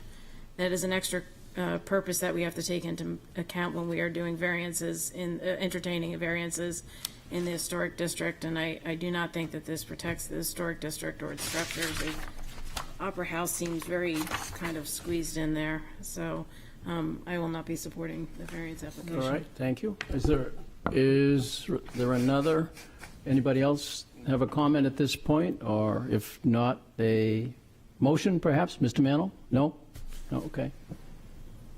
Anybody else have a comment to move the discussion along? I do have a comment. Yes, Ms. But I'm Eldridge. not going to make a motion. Okay, that's fair. I guess I'm having a hard time understanding all the animosity toward this building. I mean, we can't control the size of it. We're talking about under 3 feet in height. We're talking about 5% difference. And the mansard roof may be a positive thing for the developers, but it's clearly something the city wants. They put it in place. So they would get mansard roofs, so they would retreat from the top level. So you wouldn't be looking at flat roof buildings. What else? I don't see how it's affecting the streetscape. There's a field back. There's nothing there. I think the HTC did a good job. The building is full of windows and light, even though it's quite a large structure. I do have trouble seeing the hardship, though. And for that, and even though 2.5 feet is not very much, I'm not completely convinced that that there's a real hardship. But I just want you to speak up because I don't understand quite all the anger directed toward this. I think there was there was a real effort to do this well, and there's only so much we have before us to control tonight. So just wanted to say. Thank you. Well, I'd like to make Mr. a Rossi. related comment to that as well. I personally like the design of the project. It looks like it would draw pedestrian traffic into that area and liven it up as the applicant has claimed. What I don't particularly like is the references to pending changes in zoning and so on and so forth that may or may not happen. And I also think it's important for us to acknowledge that there is a fairly substantial amount of public animosity toward the project, as you've said. And I think that if the city council wants to change the zoning, and they are really the ones who are in the best position to be responsive to public sentiment, then they can go ahead and do it. But I would not be supporting this variance in the meantime. All right, thank you. Okay. Mr. Mantle?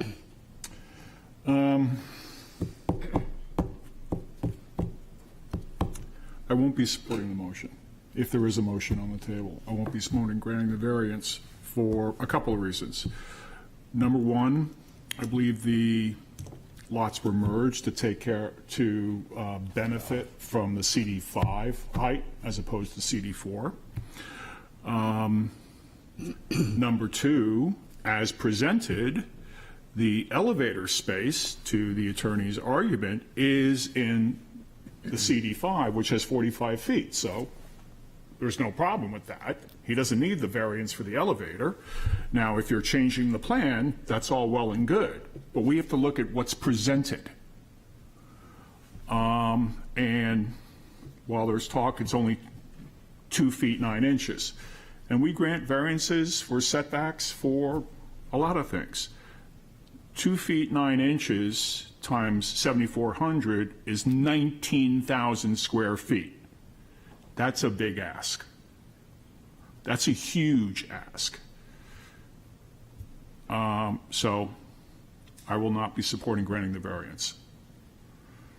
All right. I'm sorry, I'd like to make one more comment. And Yes, that- Mr. Yes, please. That is, and it's really a process comment, and that is considering how many times this discussion has been postponed and delayed, I think it's very difficult for us to absorb a new staff report that comes in hours before a complicated matter like this is to be considered. It's hard to follow the bouncing ball, really, about what is the actual proposal, what is the height, and all of the various considerations. So that's really, it's a process issue. It's neither here nor there, but something maybe to consider for the future. All right, thank you. I'll go ahead. I'll make a motion to Okay. deny the variance. To All deny right. the applicant's variance. Deny as the, requested. okay, all right. Is there a second to that motion, Second Mr. that. Rossi? Yep. Okay, your motion, Mr. Mantle. Granting the variance would be contrary to the public interest. Not granting the variance would, the spirit of the ordinance would be observed. Not granting the variance, substantial justice is done. Granting the variance, I believe, could diminish surrounding properties. And number 5, unnecessary hardship. There is no hardship. The zoning has been there for 8 years. Clearly, you don't need it for the elevator access, according to what we've been presented. That's already has a 45-foot height limit. So for those reasons and everything mentioned before, I'm making the motion to deny. All right. Mr. Rossi, you have the second? I concur with everything that Mr. Mann Okay, said. thank you. We can see which way. For what it's worth, I will not be supporting the motion. I've stood in that back corner there by the garage and looked at that mishmash of odd buildings, add-ons, roof lines, all that's homely, to put it in friendly terms. And I try to picture whether this would be an improvement, and I guess I had to conclude that it would be a substantial improvement. And the reduction in height to a very small number of 2.5 feet plus, to me is a sort of a reasonable request. So, for what that's worth. So anyway, this is one of the ones that has been on our docket for a while, so we're finally at the point where we have a motion, and the motion is to deny the variance. Excuse me. Mr. Mantle. Yes. Mr. McDonald. Yes. Mr. Lee. Yes, and I'd just like to also comment that, number 5 on the criteria says the applicant must establish if the property is burdened by a zoning restriction in a manner that is distinct from other similarly situated properties, and I submit that they did not do that. So I vote to deny the Okay. variance as well. All right. Ms. Margerson. Yes. Ms. Eldridge. Yes. Mr. Rossi. Yes. And I vote no. So the variance has been denied. And what is the time? Oh, not 9 o'clock Not yet. 9 o'clock. 9 o'clock, okay, all right. We've gone through a page. As previously announced, the 108 Burkett Street has been postponed until next month. We will have no action on it this evening whatsoever. That takes us to 1 Walton Alley.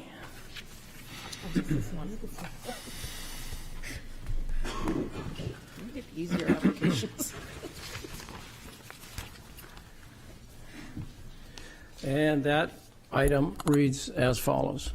The request of James William Woods, and Anna Roline Menardi, please correct my pronunciation if it's wrong, for property located at 1 Walton Alley, whereas relief is needed to construct a 1-story, 12-foot by 18-foot detached garage, which requires the following. 1, variances from section 10.573.20 to allow a 1.5-foot side yard where 10 feet is required, and B, a 5-foot rear yard where 13 feet 10 inches is required. Said property is located on Assessee as Lot 27 and lies within the General Residence B, GRB Historic District. Who speaks in favor, please? Excuse me. Thank you, Mr. Chairman, members of the board. I'm Tim Phoenix, attorney from Hopeful Phoenix, Gormley and Roberts here in Portsmouth. I'm here on behalf of the property owners, James Woods and Annika Menardi. I think you did a good job, because I'm guessing at how you pronounce it, too. Thank you. They couldn't be here tonight. They're out of town. Also with me is John Shagnon from Ambit Engineering, whose plan you see up here as existing conditions, and you will see in a moment as proposed conditions. And Mark Giannini from McHenry Architecture, who has done the architectural renderings and drawings that are in the packet that we will look at. So what we have here is 1 Walton Alley. You're probably familiar with it. It's one of the most narrow streets, speaking of streets, in the south end. The lot is 5,672 square feet, and as you can see, it's a reverse L shape. It's got an 874-foot footprint, two-story building towards the lower left of the lot, and below that is the existing driveway. You can see a large open area to the above the building and an open area in the backyard behind the building. Next plan, Peter. So from a site plan perspective, the intention, what they want to do is build a garage. The garage is 12 by 18. You can see it's here tucked to the rear of the lot where Peter's cursor is. We're looking for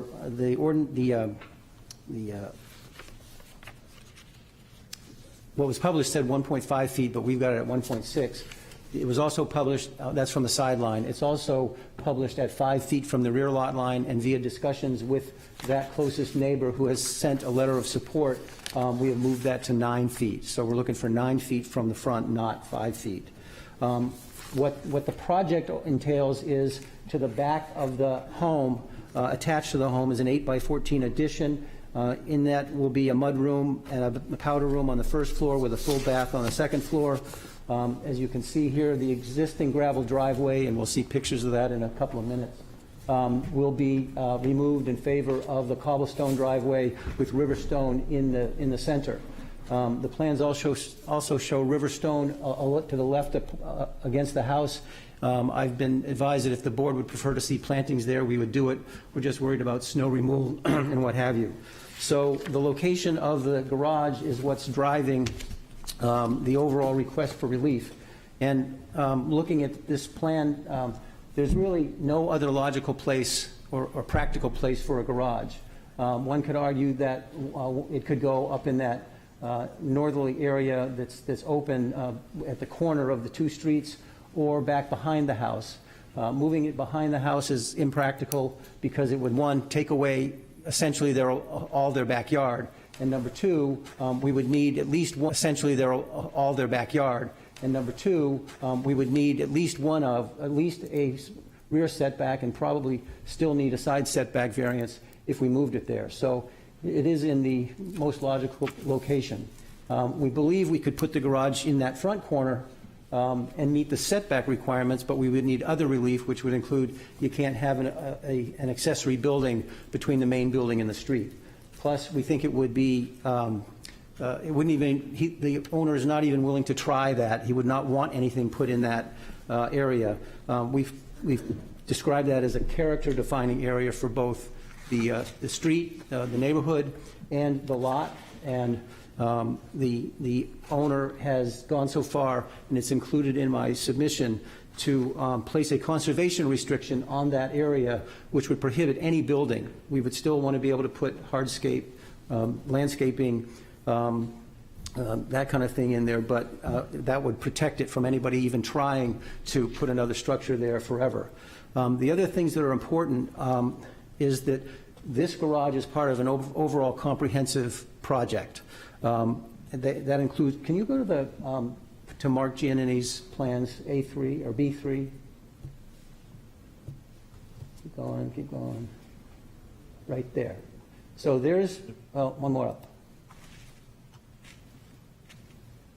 We'll start with that one. That's the side of the building, the left side as you're facing it. I'll point out that there's 2 windows and a door there. There are no windows and no doors to the rear or to the other side. If you can go to the front view, Peter. No, it's up. It's before those.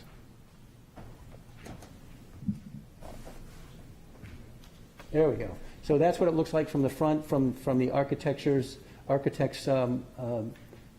elevation. It's about a little over 10 feet high, measured to the center of the roof. The next image shows you, and it's in my papers that I've mentioned that one. Keep going.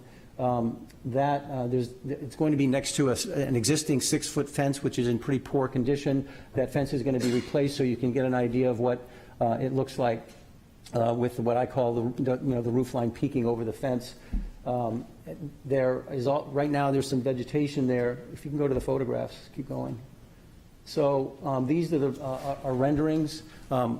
Mark has an additional rendering that I want to point out. The renderings, I want to be sure you know, don't exactly represent what's going to be on the ground, because if you look at that top left one, the side of the building, it doesn't address, there's a grade change, so there's going to be a retaining wall there. And I think it came up at the Historic District Commission, what's the face, the uncovered face going to be, and that's going to be a stone veneer making it look like a historic building. But the reason Mark handed out that new page A6 is because the top right was the original rendering, and it shows essentially the driveway all the way across being the cobblestone. And through discussions with Nick Cracknell, heading to HDC, he thought it would be better having sort of the two strips with the river stone. So that plan you've just given shows you that change. It also shows you the addition to the rear. So if you can go to the actual photographs, which is Exhibit D. So I'm going to go through some of these shots. Here's the front of the building, and that's a picture of the area that we're willing and are offering to put a conservation restriction on. That will all be sort of redone and beautifully landscaped. Next one. This is very important. This is from essentially where the driveway is. And you'll notice that the roof is a shingle roof with skylights, which certainly aren't very historic. So some of the things that they are going to do is they're going to repair and replace the wood clapboard siding as needed.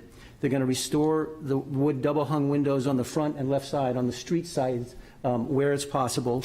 They're going to remove the existing skylights entirely and the existing roof and replace the asphalt shingles with cedar shingles. There are also going to be cedar shingles on the garage roof. They're going to renovate the entire home, the entire grounds, extend the driveway with the cobble that we've mentioned, and clean up and landscape the entire grounds, including to the rear behind the new garage. If you can go to, let's see. Yeah, if you can go to Exhibit D. Well, keep going through these just to get a look. You can see what it looks like now. That back is where the garage is going to go. Keep going. That's similar. Again, you can see the poor quality of the renovations that have been started in the past. It's all going to be fixed. That's another shot of that front yard that we're going to protect. And now, Peter, if you can just take them to Exhibit D.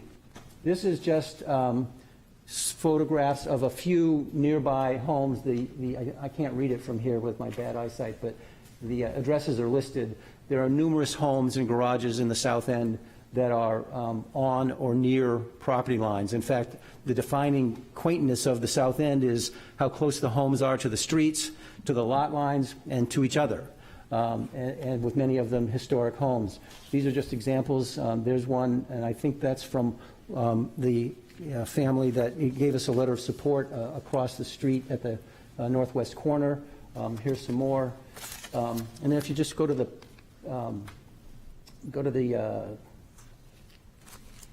tax map.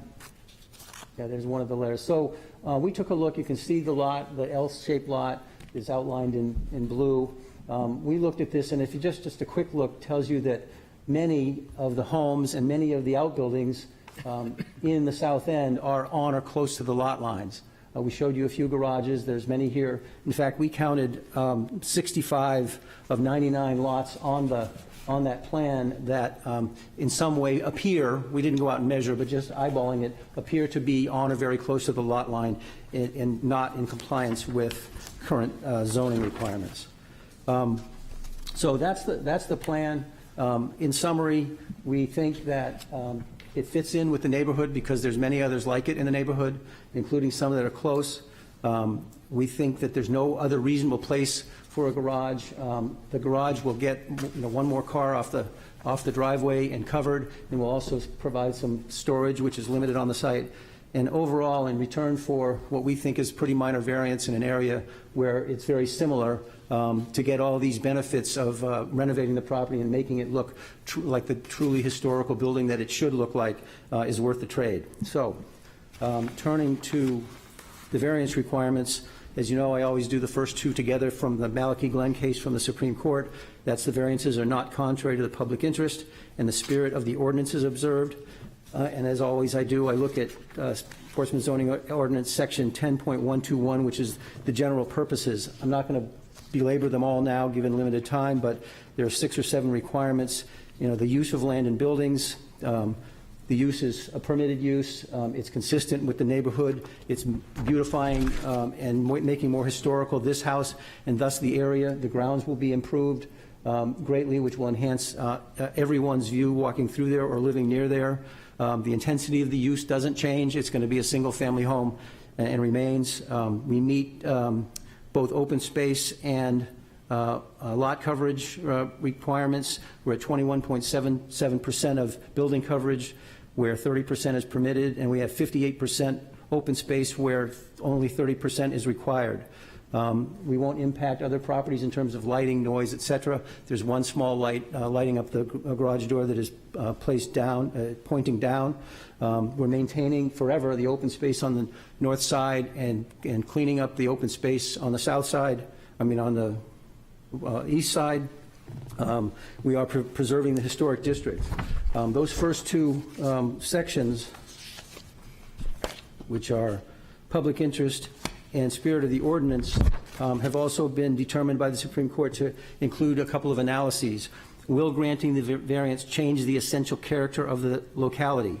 The answer to that is no. The character of locality is exactly what we are doing here, both by the renovations and by placing a garage when there's numerous other lots in the same area where we have garages that are tucked in the back corners. I would also mention that we've been to the HDC for a preliminary. I wasn't there, but I understand it was well received. We will have to go back for additional review. The second prong is, will granting the variance threaten the public health, safety, or welfare? We submit that this entire project protects it.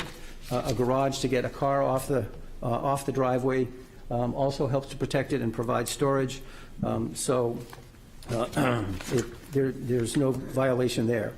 The third prong is that granting the variance will not diminish surrounding property values. A small 12 by 18 foot garage under circumstances where we're going to beautify and bring to historic condition the entire lot and buildings is going to increase significantly the value of this property and should drag up the value of other properties. It won't diminish surrounding property values because there are numerous homes and lots in the area that have this same situation. The fourth prong or test is denial of the variances results in an unnecessary hardship. As you know, 3 prongs. First, if there's special conditions of the property. Again, it's relatively small. It's not bad size for the south end, but it's relatively small at under 5,700 square feet. It's L-shaped, which kind of limits how you can operate on the lot. The existing home is where it is and the driveway is where it is, so that it limits where a garage can go. For the reason we've stated, we don't want to fill up the backyard, which would require the similar variances. We don't want to fill up the front yard because it makes no sense. So there are special conditions. It's driven by the lot size and shape and the location of that house and driveway. The second prong of the hardship test is there's no fair and substantial relationship between the public purposes of the ordinance and its specific application in this instance. So why do we have setbacks? We have them for adequate air, adequate light, adequate space between buildings, for sight lines, stormwater treatment, and the like. Well, as I said before, the joy of the south end is that everything is close together. So this is fitting in well with that. There is just no reason to impose the setbacks when you can't meet them in any reasonable fashion, and there's no harm to the neighbors or the public from granting the variance.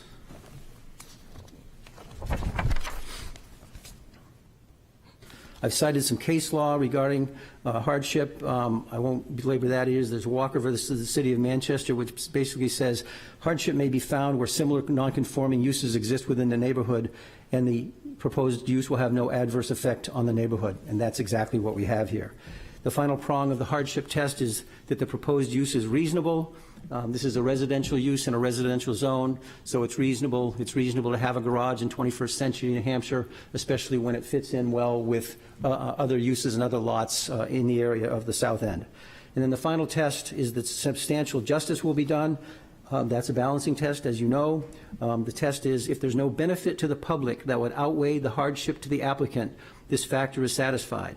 Or any loss to the applicant not outweighed by a gain to the general public is an injustice. For the reasons we've stated, it's pretty clear to us, at least, that this variance in support of an overall renovation project is reasonable, that its use is reasonable, that the garage is small and not overburdening or overpowering anyone who would happen to look down that driveway. As I said, did you hand out the Coleman? You have it. So you also got a letter of support from the Coleman family, who is directly behind it on Mechanic Street, who would be most affected by it, and we've agreed to give them some strong landscaping behind the garage, et cetera. So there is the Woods family will be greatly harmed if they can't have their garage. It may lead to not doing the project at all because they want to be able to park a car inside and get some storage inside, but the public isn't harmed in any fashion whatsoever. I think that's all I have. Is this telling me that I still have 3 minutes? Is that what that's telling me? No, you're actually over. Oh. Well, that was a stupid question to ask. Going 3 minutes over. Well, thank you for the extra time without me asking for it ahead of time. So with that, I am done. I'll try to answer your questions, and we have John and Mark here to do so as well. Any questions from the board at this point? Any questions at all? Anything at all? No? Ms. Margerson? Just a clarification. So the garage could have gone, you said it could have gone, this is a very weird property. It could have gone in what is sort of next to the house, which is the front of the house, on Gate Street, without zoning relief, correct? No. Except they would have to, I a think no principal matter building. where we put the garage, we need zoning relief. What I was trying to say, maybe inartfully, that is if we put it in front of the house, we think we can meet the setbacks. But you would need that But the variance. ordinance says you can't have an accessory building between the main building and the street. So we need that variance anyway. And more important than that is just that it doesn't make any sense to ruin that area for both this lot and the public in the neighborhood to put a building in front of the house. So we wouldn't even try, and we're willing to make sure that nobody else can try by this restriction that I've mentioned. And we don't want to put it behind the house in the back because it takes away the backyard, and we still need at least a rear setback variance and probably a side setback variance. So that's what I just want to clarify. So any other place in the back, so to speak, it's really the side, would require a variance. That's correct. And one more thing, we know it's pretty close to the lot line, on the side lot line, but we can't slide it over anymore because then the garage door, entry to the garage door starts to interfere because of the proximity of that side of the house. So we've got it pretty much where it can go while still having the whole garage door open for a car to get into. Okay, thank you. Mr. Mantle? Okay. Going back in the same area, I understand you can't slide the garage up, okay? Can you slide it to where the addition is? Well, then you... Because you already have a door into the house on that side. The addition doesn't have any, at least from what I can see. If you slide it up, you don't need the variance for the back. You're going to need the variance for the side yachts, no matter what. It's the south end. I think I'm correct here, and I'll ask my experts to comment, but we can't slide it up enough to meet the 25-foot setback requirement. We'll be interfering with the edge of the garage and the edge of the house, and if we move it up to the corner of the new addition, then you're interfering with access to the backyard through there. Anybody want to embellish that? Yeah, I have that same situation. If I understand the question, are you saying that Proposed where garage the right now proposed- is 5 feet off the rear yard, correct? Yes. 9. 9. It got moved up in consultation with the abutter. Okay, so is that drawing accurate? That's 9. Yes, this That's drawing not- is There's one that accurate. is, yeah. So if you move it up another 4 feet, you're in the you don't need the variance. No, we need 25. We need 25. Actually, you only need 10 feet 2 inches because it's based on the height of the structure. That's from the sideline, though. But you would That's from the eliminate side and rear. the ability of the driveway runoff to get to the backyard. Okay. That is one of the problems. And you can't put it in the front because of why? In front of the house? Well, I mean, I'm looking at the house, and you have the L-shaped lot. Why can't you put it at the top of the L? Because, well, we would need other variances. We think we could meet the setbacks. Yeah. But we would need variances because you can't have a subservient structure between the main structure and the street. What's the address of this property? 1 Walton Avenue. Well, It's not, it's not, It's a corner lot, so it has two streets, so. It has two it could be fronts. Close to Gate Street. And the front faces Gates.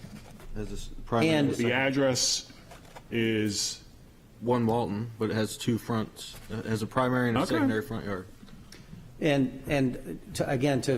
Sorry for repeating, but we just think it would make absolutely no sense to put a garage there. For one, you're blocking the front door of the house, and you're filling up I get an that, area I get that is okay, I won't repeat it. when you said it in front of the house, I know where the front of the house is, but the address is that. Yeah, oddly, what I would call the front of the house faces Gate Street, but Is the Gate address is Street. on Okay. Walton Alley. I Okay. guess that's because that's where the driveway was, that's why they did it. But that's a guess. Okay. Anything else? Oh, anybody else at this? No? All right, thank you. Thanks. Anyone present who'd like to speak in favor of this proposal, please? Please come up. If there's anyone who wishes to speak in favor? Anyone in favor? No? Okay. Seeing nobody? Mr. No one. Excuse me, I do have a Still on question. Zoom, I nobody? think you mentioned another letter of support, and I don't think we have that one. From the Coleman family? Yeah. And I don't have that. And Coleman is behind on Mechanic Street. Okay. Oh, it wasn't, sorry, I was looking for, we do. Sorry.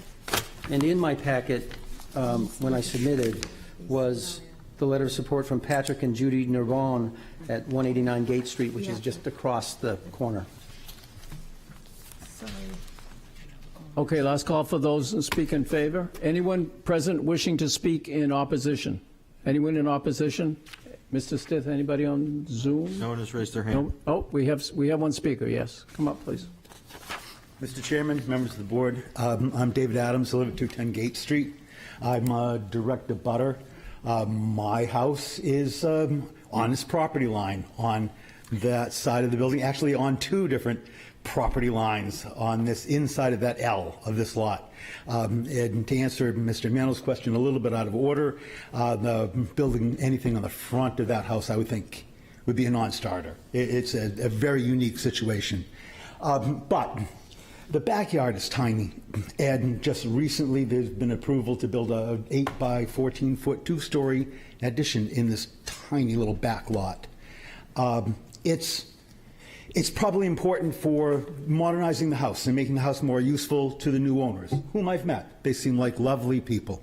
They're very excited about becoming part of the city of Portsmouth. No question about that. And Mr. Phoenix spoke of the improvements that they intend to make to the house, which are sorely needed and are going to be really largely appreciated. But the garage in the back lot is a tight squeeze. There's very few places for the driveway to target a car, so this pretty much makes sense in terms of planning, layout, where the garage would go. It makes the back lot very crowded. It's a tiny little view from my house, but the thing that bothers me the most is I've made a couple of comments to Mr. Cracknell, who's very active in managing internally these things to ease things if they can be eased. And very little of that's gone anywhere. I'm not terribly concerned about it ruining my property values, but the thing that disturbs me most is Katie Miller, who is on the other side of this, much closer to the garage than I will be. She's wild about this thing, and I thought she'd get used to it. I thought that some changes that they did make would help. It hasn't calmed her down. It hasn't made this make more sense to her. She's against it, and I don't think that's a good thing. I know that you are not the Katie Miller board, and it's not the primary concern of yours, but I would be concerned if it were mine sitting up there that Katie didn't think that this was a good idea. I'm kind of on the fence, so to speak, but Katie is really adamant, and I respect her opinion. Thank you very much. Can you? Thank you. I'm sorry, Sure. could you remind me what Mr. property you reside at? 210 Gate Street, I think I said that, sir. I just didn't catch I'm on it. the inside of what you'd think of as the L of this property. My, His property sits in the L. I can point to it, there it is right Oh, there. oh, okay, all right. Thank you. Sure. Thank you. Anyone else in opposition? Anyone else? Yes, we have. Oh, we have someone. Katie Miller. Thank you. All right. All right.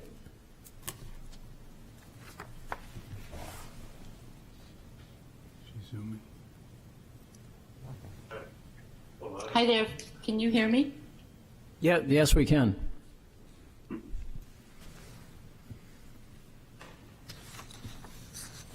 Go ahead, please. I am Katie Miller, and I have, I've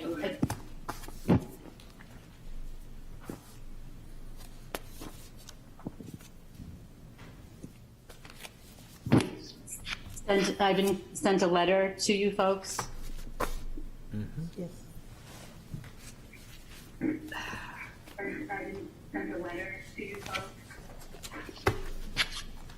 This is our only green space.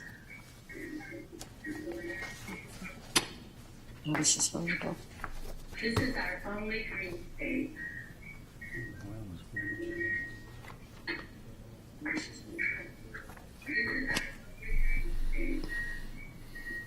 That would be exactly what we look right out our back windows at, an 18-foot long garage. That would be exactly what we look right out our back windows at. Ms. Miller. Ms. Miller. I would say the Katie, hardship Ms. is Miller. more for us. Yes. Can you do you have the YouTube channel on in the background? Yes.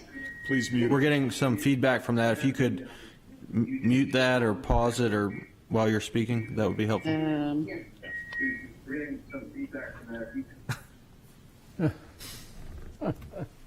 Is that better? Yes.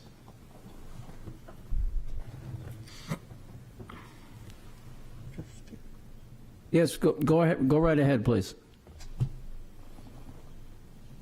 Is that better? We can hear you, yes. Okay. Can you can hear me now? Yes. Okay. So you all have a copy of my letter, and it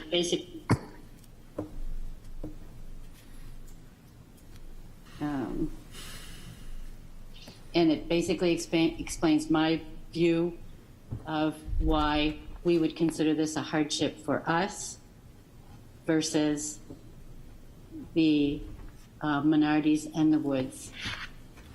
That's the only green space, the only view of trees and birds that we can see.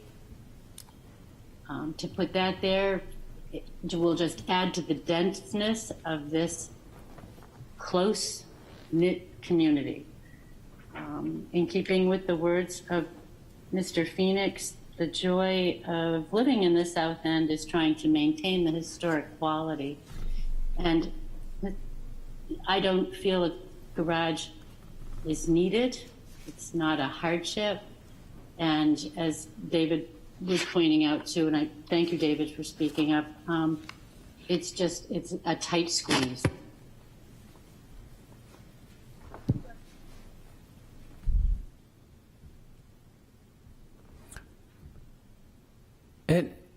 Thank you very much. Anything further?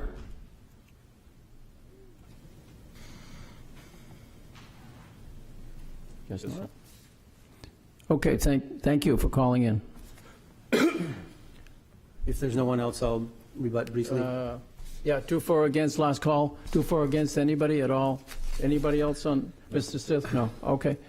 Okay. Thank you. Well, first, I commend David for sticking up for one of his neighbors. As I interpreted his comments, he didn't have any real concerns with it. As for Ms. Miller, I frankly was not aware that she had sent in a letter today until now. But I asked for the Reader's Digest version. I think the letter is pretty much what she said. I would ask the board to consider that she's not a direct abutter. She's 2 lots over. on that side. She will see the roof, but most of what she sees right now is a fence that's in pretty bad repair that's going to be replaced. There is going to be heavy landscaping behind the building. There's a little bit of the roof that you're going to see. It is a tight area. The whole south end is tight areas.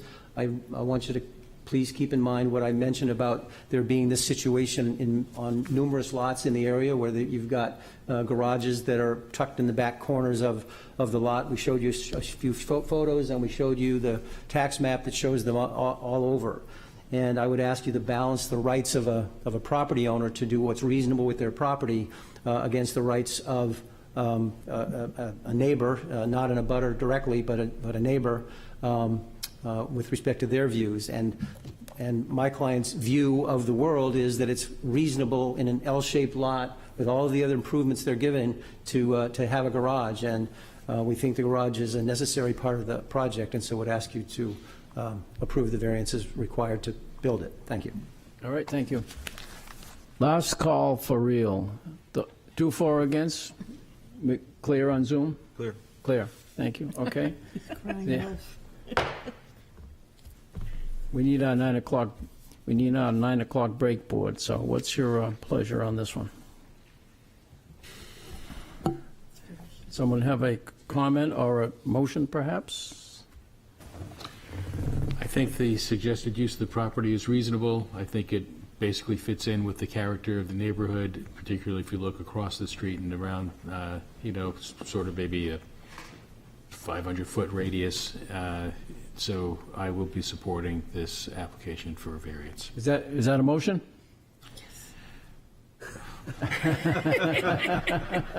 Could that be a motion? Yes. Come on, Tom. Yes, it's a motion. Is Thank it, who's got the second? I'll second. Mr. Lee, thank you. Mr. Rossi, your motion. And thank you for making it.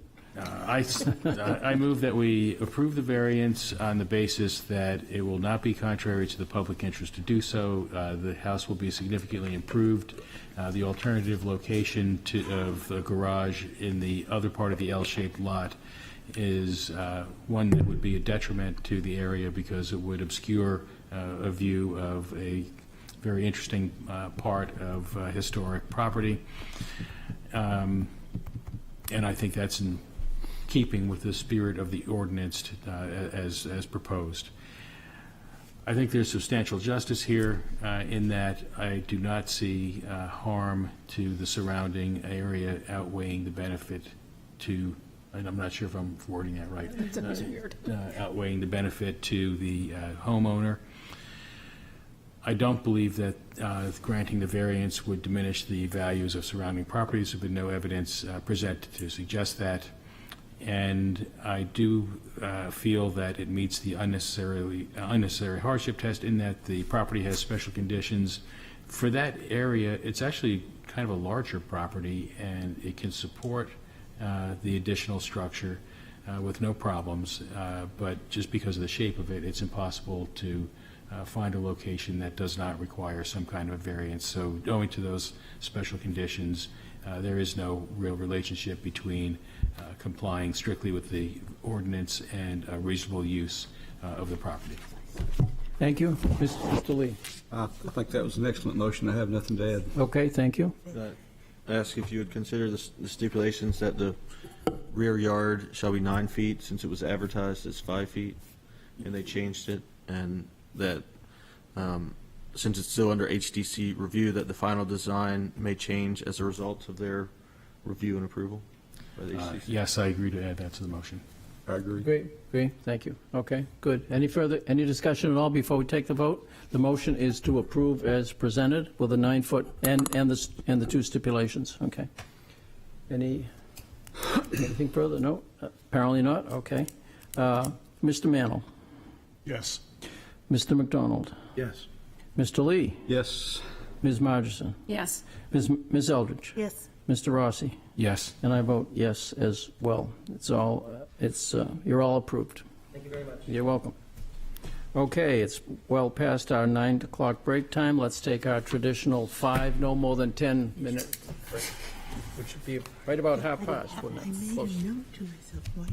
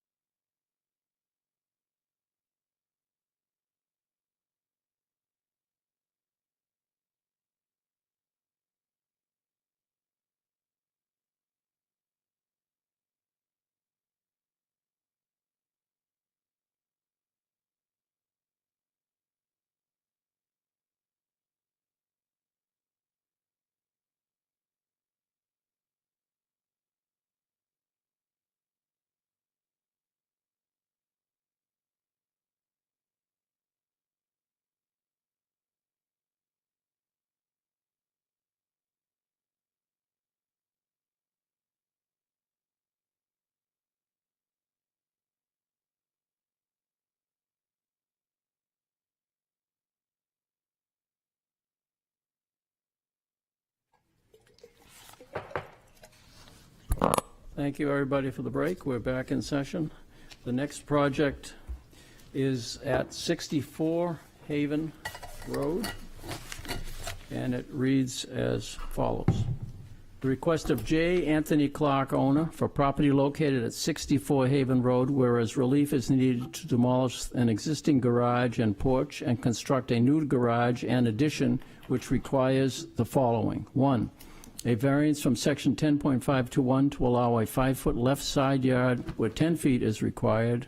2, a variance from section 10.515.14 to allow a 7.5-foot section setback, for 2 mechanical units where 10 feet is required.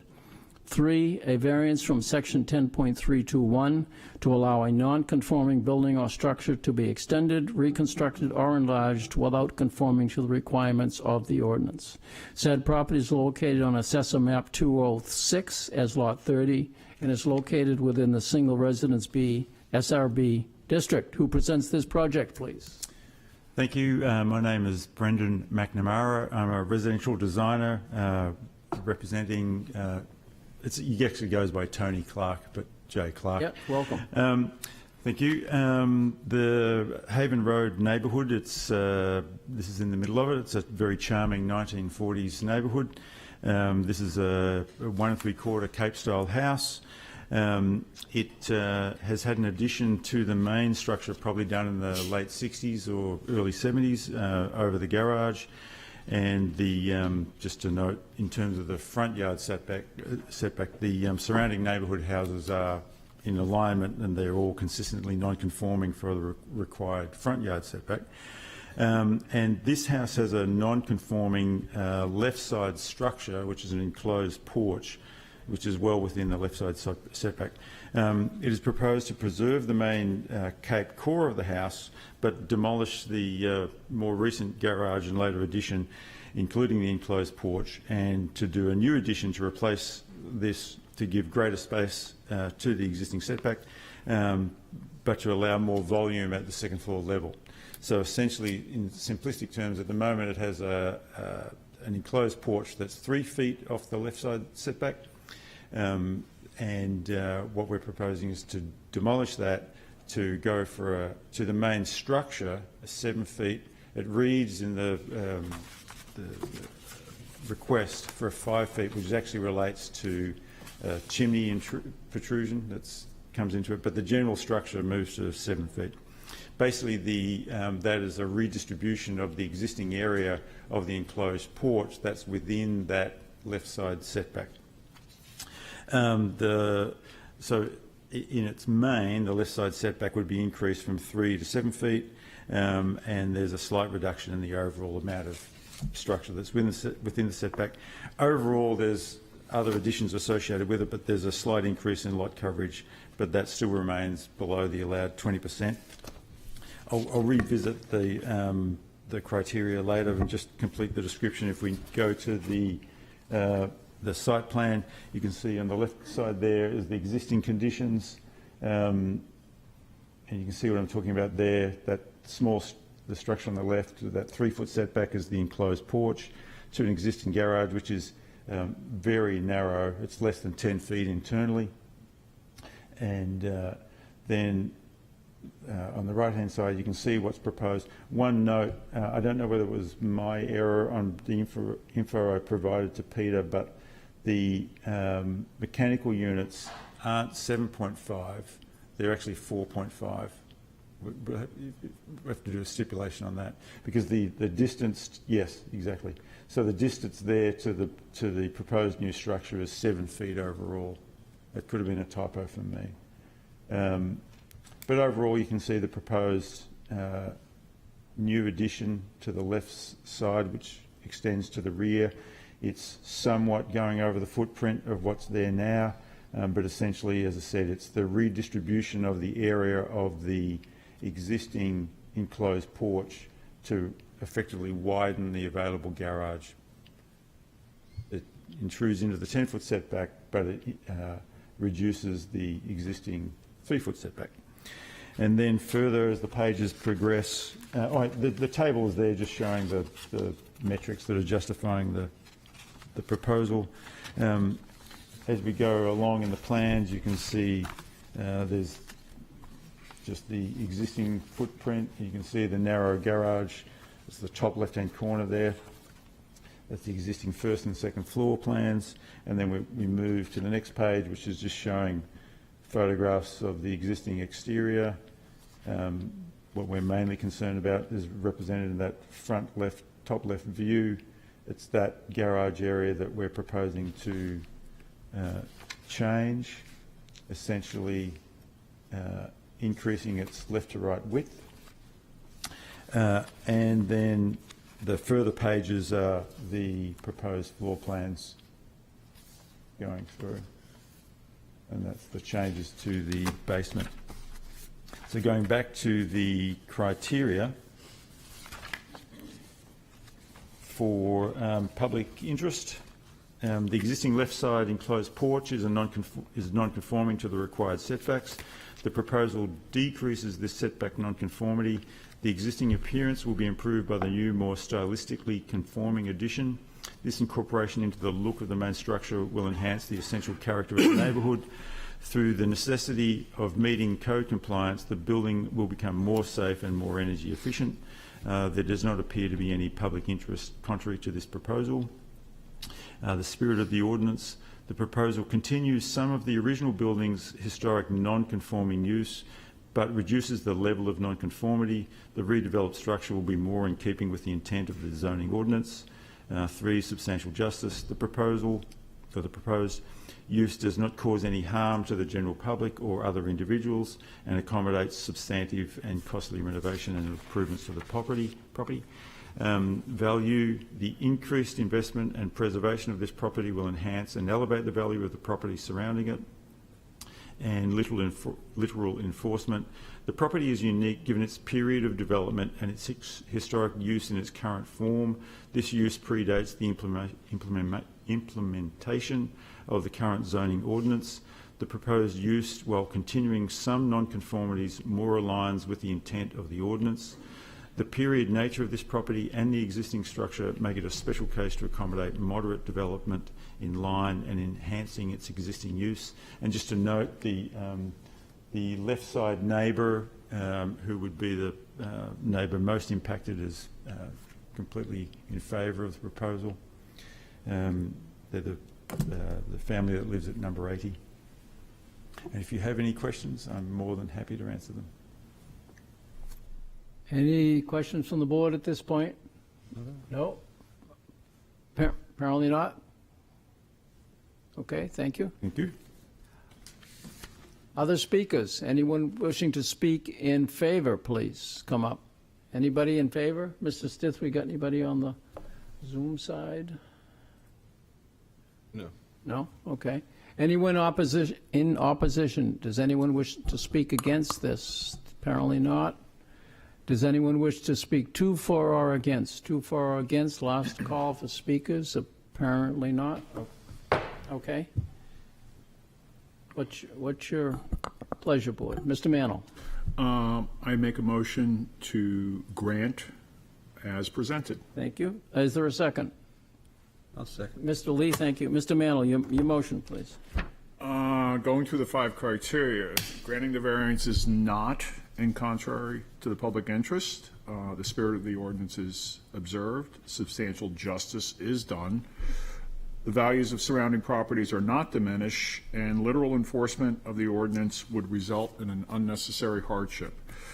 What they're asking for are variances from the side yard and from the rear yard. And given that nearly every house in Portsmouth is non-conforming,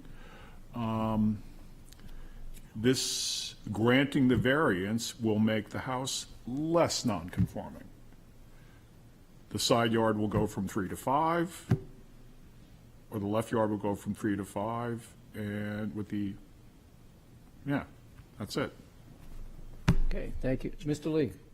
I concur with Mr. Mantle's comments and nothing to add. Okay, good. Before you vote, the HVAC units were advertised at 7.5 feet. The applicant has indicated they're actually closer at 4.5 feet. Right. So if you were to allow that, you'd have to make that a stipulation that you would allow it to be closer than what was.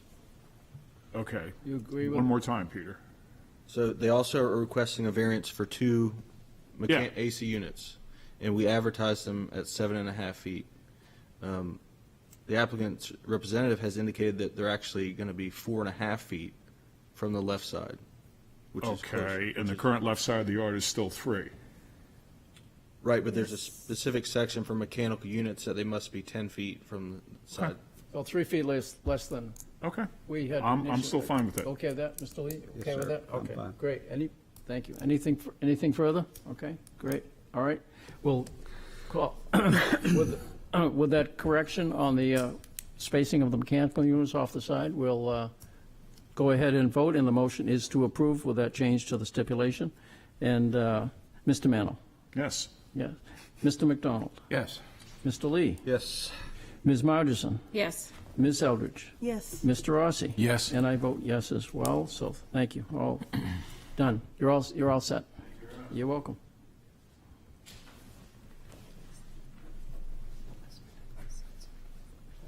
Okay, that brings us to 217 Myrtle Avenue.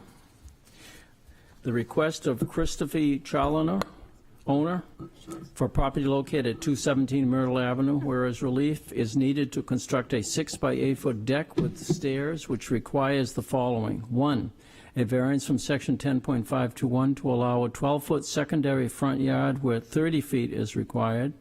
2, a variance from section 10.321 to allow a non-conforming building or structure to be extended, reconstructed, or enlarged without conforming to the requirements of the ordinance. Said property is located on Assessor Map 220 as Lot 92 and is located within the Single Residence B SRB district. Who presents this project, please?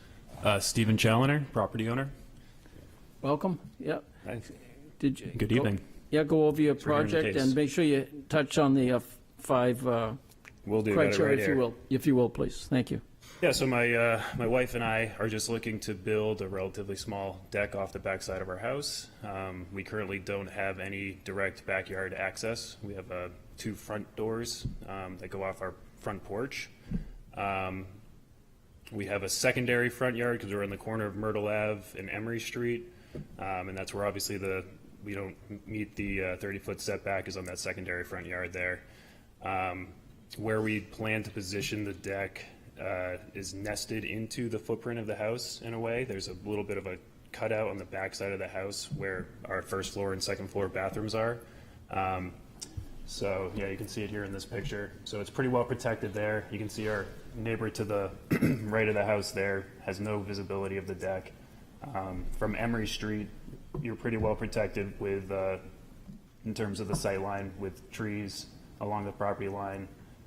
The other unique thing about our house, our property, is that we have a city culvert that sits along Emery Street that it takes up, I believe it's over 20 feet of land there. So visually, where the deck is, it would look like it appears to adhere to that 30-foot setback. So I will go through the 5 criteria now.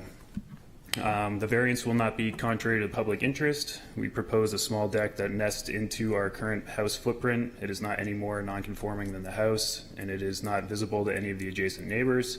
Also, the public view is comparable to a compliant deck due to the city-owned land abutting the property. The spirit of the ordinance will be observed. We are not proposing a major addition in our use of land. We've scaled down our deck so that it is the smallest possible footprint while remaining functional for our needs. Visually from Emery Street, the deck addition will adhere to the spirit of the ordinance due to the parcel of city-owned land. Substantial justice will be done. Allowing us to have a deck will give us direct access to our backyard, which we eventually intend to fence in, giving us a full unimpeded use of our outdoor living space. The values of the surrounding properties will not be diminished. The deck is not visible from any direct neighbors and would not negatively impact the value of any adjacent properties. The style of the deck will be visually attractive and will enhance the value of our property and thus our neighbors' properties. Lastly, the literal enforcement of the provisions of the ordinance would result in an unnecessary hardship.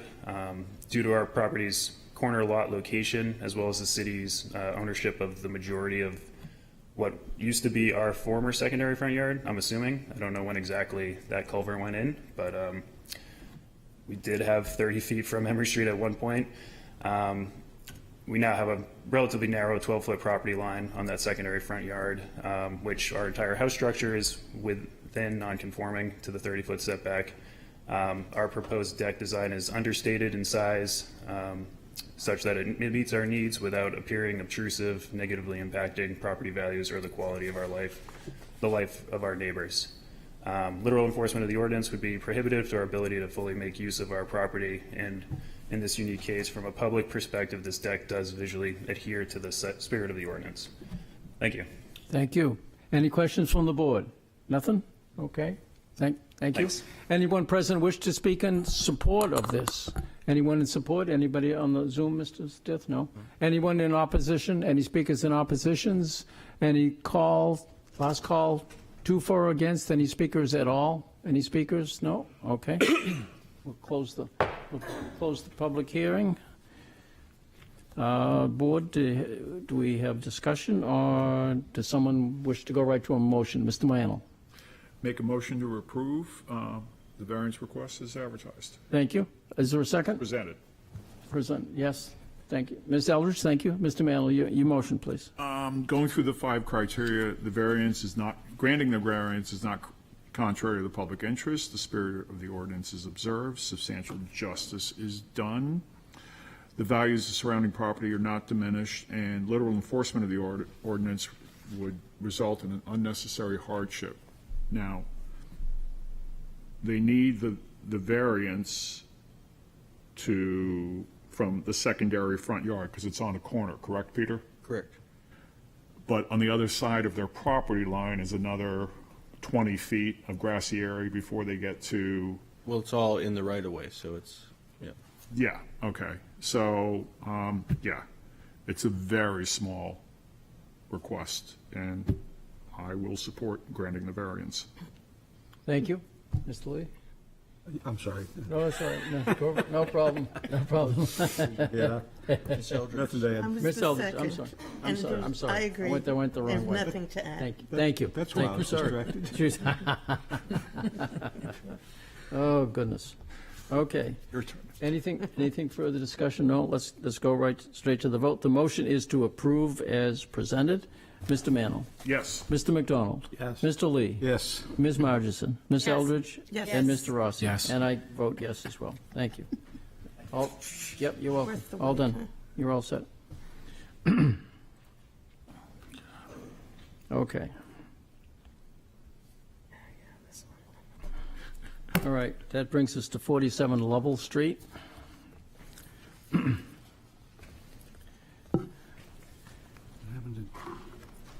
And please correct my pronunciation if I butcher your name. Request of Emily Alati, owner, for property located at 47 Lovell Street, whereas relief is needed to construct a rear addition and detached garage with apartment, which requires the following. 1, variances from section 10.521 to allow A, a 5-foot right side yard where 10 feet is required, B, a 5-foot rear yard where 20 feet is required, C, a 6.5-foot left side yard where 10 feet is required, D, a lot area per dwelling unit of 2,178 square feet where 3,500 square feet per dwelling is required, and E, a 6-foot right side yard where 10 feet is required. 2, a variance from section 10.321 to allow a non-conforming building or structure to be extended, reconstructed, or enlarged without conforming to the requirements of the ordinance. Said property is located on Assessor Map 146 as Lot 14 and is located within the General Residence C GRC District. Who presents this project, please? I do. I'm Emily Lottie, owner of 47 Lovell Street. Welcome. Good evening, Mr. Chairman, members of the board. That sounds like a lot of variances. To get started, just quickly, I'm a longtime Portsmouth resident, over 22 years. I'm a single mom of 2 kids who attend Portsmouth High School. I am not an attorney or an architect, so bear with me. I currently reside at 653 Greenland Road, of which I am in the process of selling to downsize to this new property on Lovell Street, which is more in town. Before I go into the presentation, I wanted to communicate that I have met with the abutting neighbors. To the left of the property are Laura and Brad Stoll at 55 Lovell Street, and to the right is Brian Whitaker of 39 Lovell Street, of whom I have a shared deeded driveway. Both parties have expressed verbally that they are in favor of this proposed renovation with the garage plus the studio apartment, and I think are quite excited to see this eyesore renovated. I've already spent substantial money to actually safely remove the asbestos siding. I did purchase this property last fall, so that's the one thing I've done so far. I plan on being a long-term owner and living on this property, and I do recognize that the granting of this variance goes with the land and remains regardless of ownership. So I'll go into my narrative, and then we'll go through the pictures, and then I'll go through the ordinance, the 5 parts of the ordinance. So my plan is to fully renovate the Lovell Street house.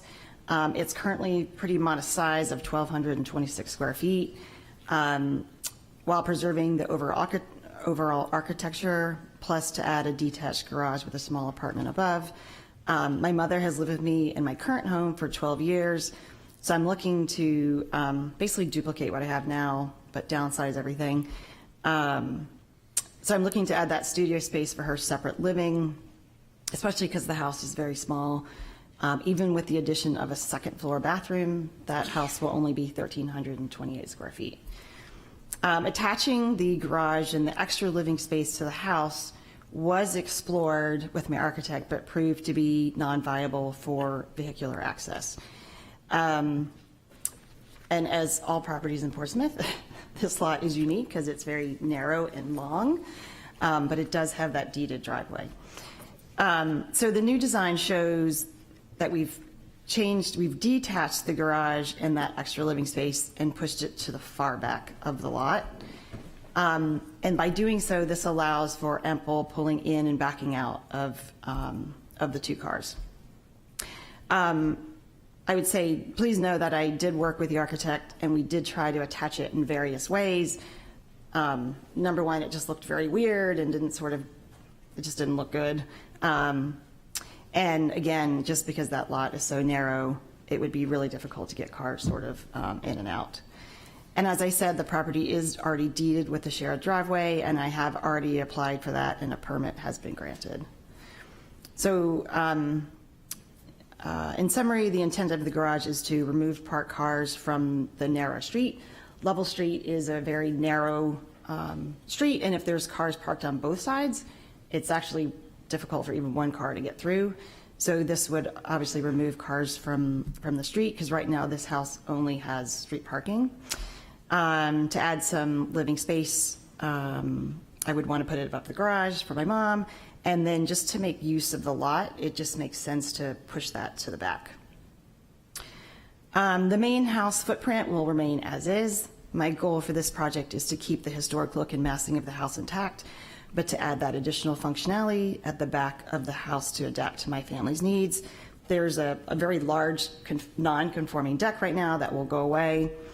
And then the second floor proposed on the main house is an addition for a full bathroom, but the footprint of the house will remain the same, just goes straight up in the back, and we'll be able to see that in the pictures. Regarding density, the way the house sits today, with the deck, you're at about 24% lot coverage, and then the proposed lot coverage with the detached garage would be at a roughly 33.5%, with the maximum allowed of 35%. Now, I do understand that is if it's attached. So by detaching it, I know that throws me into a different variance of 3,500 square feet per dwelling. So just overall details, because I am detaching it, I realize that now makes it 2 dwellings. So my current lot is 4356. And so by detaching now, in theory, I'm at the 2178 square feet where the requirement is 3,500. So if we want to go through the pictures, Peter, just to show the house. So you can see here that you can see proposed where the deeded driveway is. That's where that would go. If you scroll down, you can see just more pictures of the front of the house. Here you can see the back of the house where the old deck is and where that first floor bump out is. The idea for the second floor bathroom, we would go straight up from there. And because this house is non-conforming for the setbacks, I would need relief just to go straight up for that second floor bathroom. And then there's some pictures of the backyard. You can see that it's just sort of long and narrow. And then for the site or the lot plan, we've drawn in where the garage would go. And then on the site plan, you can see the proposed garage just being pushed back so that we can get, so I can get in and out of the garage more safely. I think that's all for the pictures. Okay, so I'll go through the 5 points of the criteria for the ordinance 10.233. Number one, the variance will not be contrary to the public interest. It's in the public's interest in the community to keep this house in its original form to preserve the original aesthetic and massing that was once a modest workforce house to support the local Frank Jones brew yard. This property currently relies on street parking only, and so the addition of the garage and the parking frees up street space for public right-of-way, especially because it is that very narrow street. In addition, I have already improved the safety and health of the community by safely removing that asbestos siding. Number two, the spirit of the ordinance will be observed by preserving this dilapidated property as a single-family dwelling with the addition of the studio apartment above the garage. The spirit as a residential dwelling will remain, but the neighborhood will be improved by this property being completely renovated. This property appears to have had no maintenance in many, many decades. So in the spirit of the ordinance, there won't be intense use because that studio apartment is only 572 square feet and will have minimal impact on the neighborhood because of its modest size. I'll still have open space between the garage and the back of the house, and currently have 2,178 square feet versus the required 3,500. So the request is considered minimal. Number three, substantial justice will be done. The improvements of the house and the addition of off-street parking will benefit the entire neighborhood, at the same time benefit me and my family to allow me to remain in Portsmouth. The values of surrounding property, number four, the values of surrounding properties will not be diminished. On the contrary, by improving the property as I am planning to, and adding garage, it will increase property values and actually create some privacy and perhaps sound barrier from this densely populated neighborhood. And there are large brick apartment buildings right beside us on Madison Street. So it could actually help with that. Number five, literal enforcement of the provisions of the ordinance would result in an unnecessary hardship. I'll speak on that from a personal and from a lot perspective, but personally, in order for me to continue to live in Portsmouth, I need to downsize from my existing home, which I am doing with this property. It gives me extra space needed for my mom. From a lot perspective, I would attach the living space in the garage to the existing house, but because the lot is so narrow, it just doesn't enable for the pulling in and out of cars from this already deeded driveway. So literal enforcement of the ordinance would not allow me to add the extra living space plus the parking in the garage, given that is now requiring me to have 3,500 square feet per dwelling. When compared to other properties in this neighborhood and this zone, the proposed 2,178 square feet per dwelling seems consistent with other properties in the neighborhood. Example, the Madison Street apartments and then the Cass Street apartments around the corner. So that is all I have for tonight, and would have you take questions. Thank you. Thank you. Any questions from the board at this point? Anything at all? Apparently not, thank you. Is there anyone present who'd like? I just have a quick I'm sorry, question. Ms. Anderson, yes. So I just want to clarify,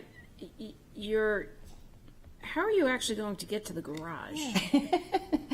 So, I know that's, so the deeded driveway is to the right. Yeah. And so the architect is saying if I have at a minimum 20 feet, I would be able to pull in and back out. So if I'm coming up the right side of the house, I would go left and then into the front of the garage. Can you see that? Does that make sense? it does. It's, So we tried to turn it sideways, but then you can't back out. So this was the best position to have that. And the architect is telling me that smaller cars would fit, but not like a huge truck, which I don't have, but. okay, thank you. Sure.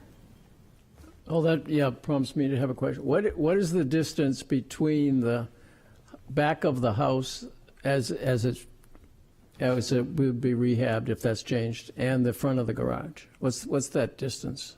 Per this design Approximately. here? Yeah, approximately. Let's see, approximately. Let me find that page.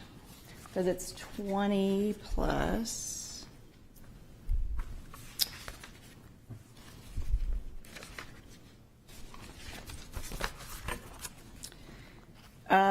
So right now, there's 25 feet to pull in and back out of the garage. There's additional 12 feet of a deck, a proposed deck. Yeah, okay. And then there's a couple feet in between there. So Okay, so 25. 25, 35, 37, maybe 39, 40. Okay.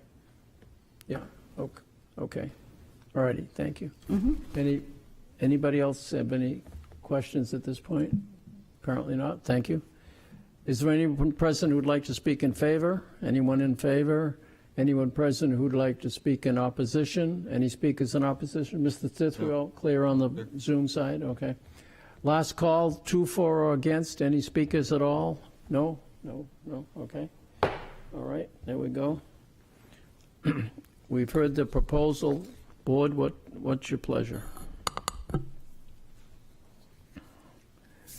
Mr. Chair, if nobody has any discussion, I'd make a motion to approve this application as presented and advertised. Thank you, Mr. Lee. Is there a second?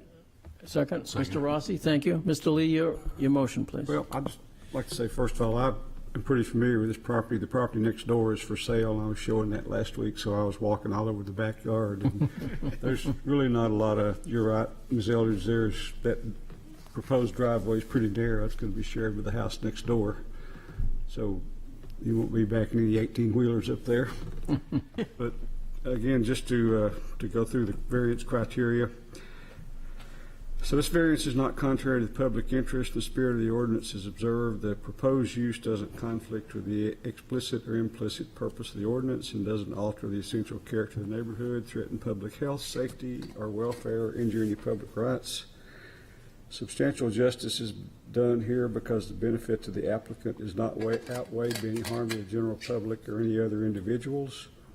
Speaking as a real estate broker for a number of years, I can testify that this improvement addition of the garage will not diminish the value of any surrounding properties. Quite to the contrary, I think it will enhance them greatly. This house, as the applicant stated, is, from what I can see on the outside, in pretty poor condition, and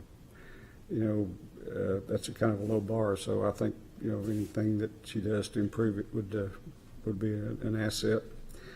So literal enforcement would result in unnecessary hardship. The literal enforcement here would prevent her from having the variance for the setbacks to put the garage in and have the extra dwelling with the lot area for dwelling. So that would be the special conditions of the property, and that doesn't serve that purpose in any fair and substantial way. So for those reasons, I would move that we approve this variance as presented and advertised. All right, thank you. Your second, Mr. Rossi.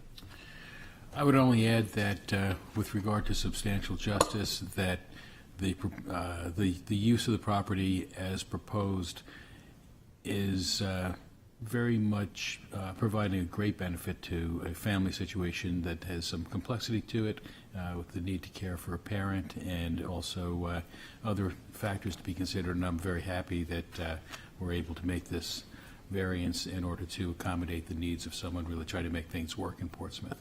All right, thank you. Anything for Ms. Margerson? I just want to note that I struggled with this a little bit until the presentation tonight by the applicant. You did a very good job. This property doesn't really have special conditions, and doesn't have special conditions in that it's really very much like the properties next to it. However, it can't be reasonably used in strict conformance with the ordinance, so variance is therefore necessary to enable a reasonable use of it. This is in the GRC district, which allows for more than one dwelling lot, more than one dwelling, and I think that and this is an allowed use in that zone, and also a garage obviously is a permitted accessory use in a residential area. Thank you. Anything further? Apparently not. Okay, we'll call for the vote. The motion is to pass as presented. Mr. Rossi? Yes. Ms. Eldridge? Yes. Ms. Margerson? Yes. Excuse me, Mr. Lee? Yes. Mr. McDonald? Yes. Mr. Mantle? And I vote yes. Thank you. I vote yes as well. You're all set. You're welcome. Okay. To go past 10. Pardon? Yeah, I was just thinking of that. We have reached the magic witching hour of 10 p.m. Does anyone wish to make a motion that we proceed to start a new? Make a motion that we go beyond 10 p.m. to finish start a new the agenda. To finish the agenda. Second? Okay. Second. As voice vote, it will suffice. Does everyone agree that we soldier on? Okay. Yes. Yes. Thank you. Aye. Aye. They have. We should. No. Okay. Well, record will notice it was unanimous. Okay. Okay.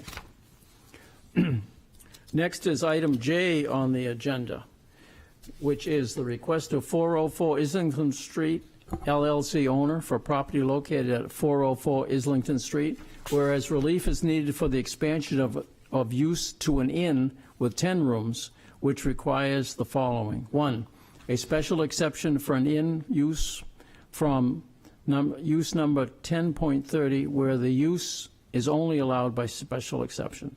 Said property is shown on Assessor Map 145 as Lot 33 and lies within the Character District 4-L2, CD4L2, and Historic Districts. Who speaks in favor of this proposal, please? Good evening, Mr. Chair, members of the board. I'm Attorney John Boson. I represent the applicant.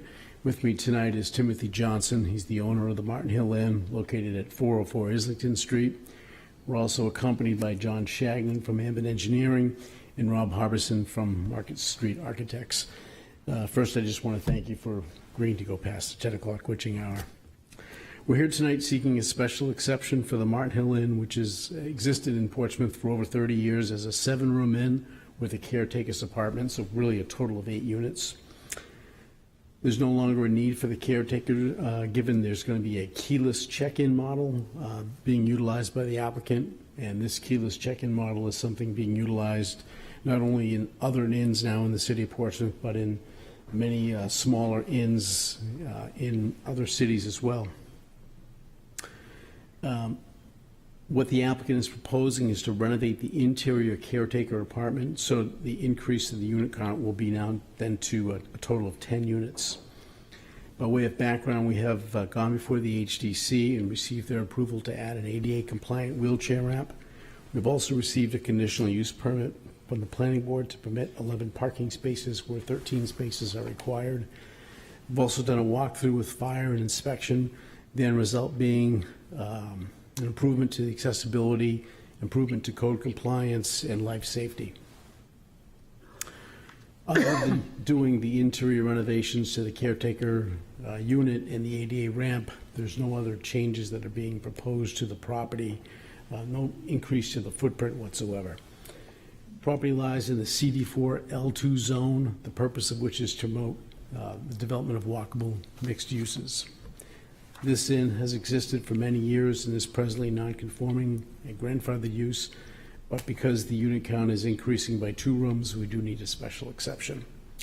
That being said, we do believe the proposal easily meets the criteria for a special exception found in section 10.232, which I'll like to go over next. First, the proposed use as an inn is allowed by special exception. Number 2, the proposed use will pose no hazard to the public or adjacent properties on account of potential fire, explosion, or release of toxic materials. In fact, there won't be any accelerants or explosive material or toxic materials stored on site.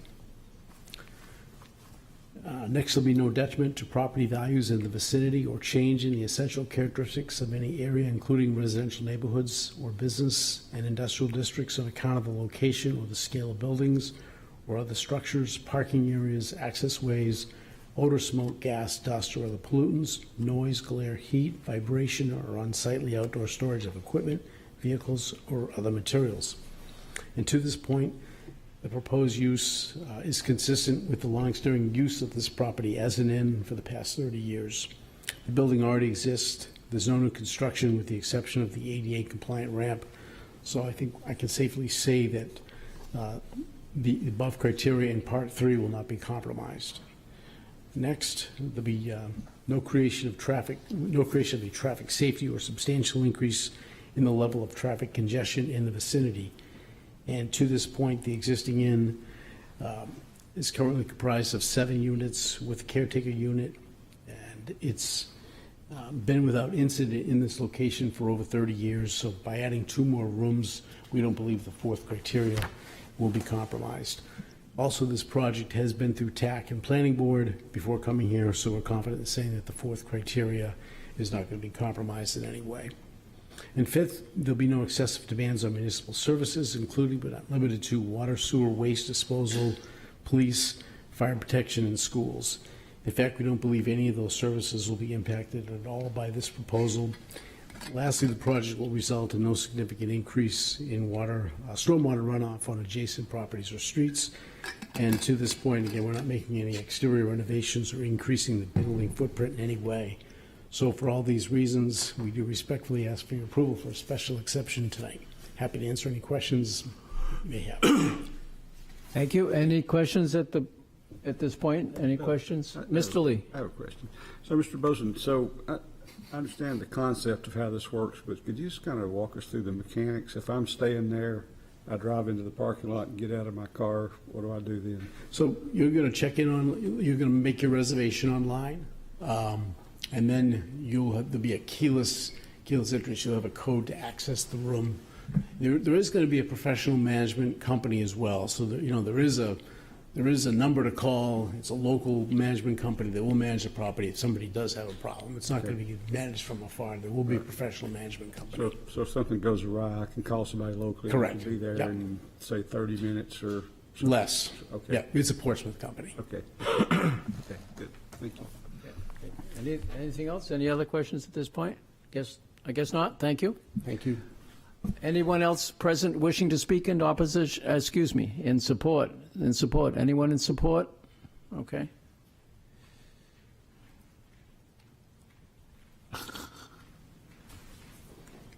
Elizabeth Bratter, property owner, 159 McDonough Street. I've been following this little changeover for a while. I usually go to a lot of meetings, write a lot of letters, as you well know.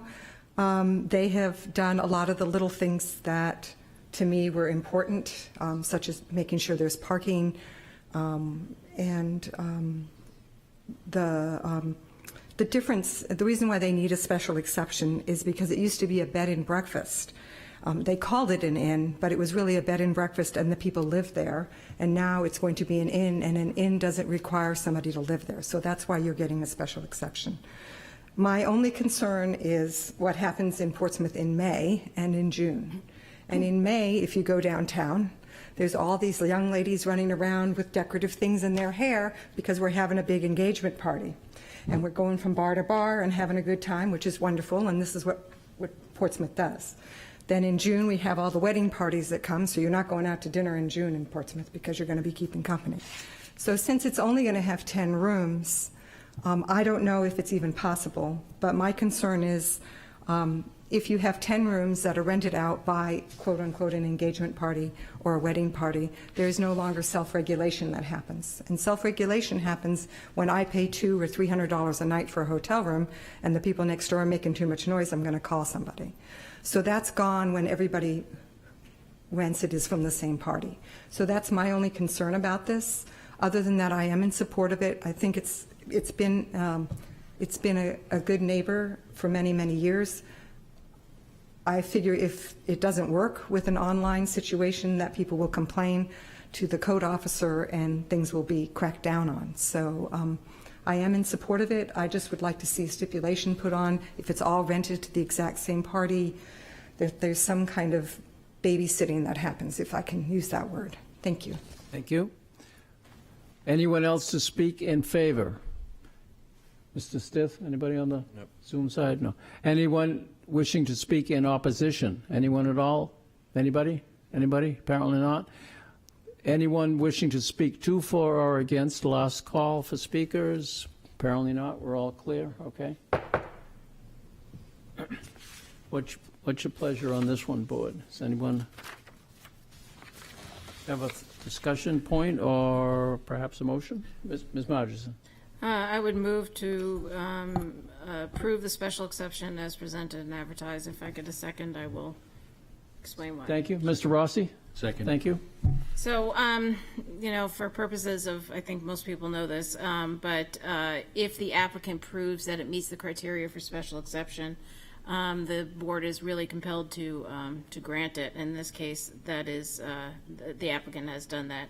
So just going through the same criteria that Attorney Bozen went through, an inn is permitted within this district by special exception, so it meets the first criteria. It will not pose any hazard to the public or adjacent properties on account of potential fire, explosion, or release of toxic materials. There will be no detriment to property values in the vicinity or change in the essential characteristics of an area. This inn has been it was a B&B. It has been operating for a long time. They're doing a change in use, but the function of the building will remain the same. There also will be no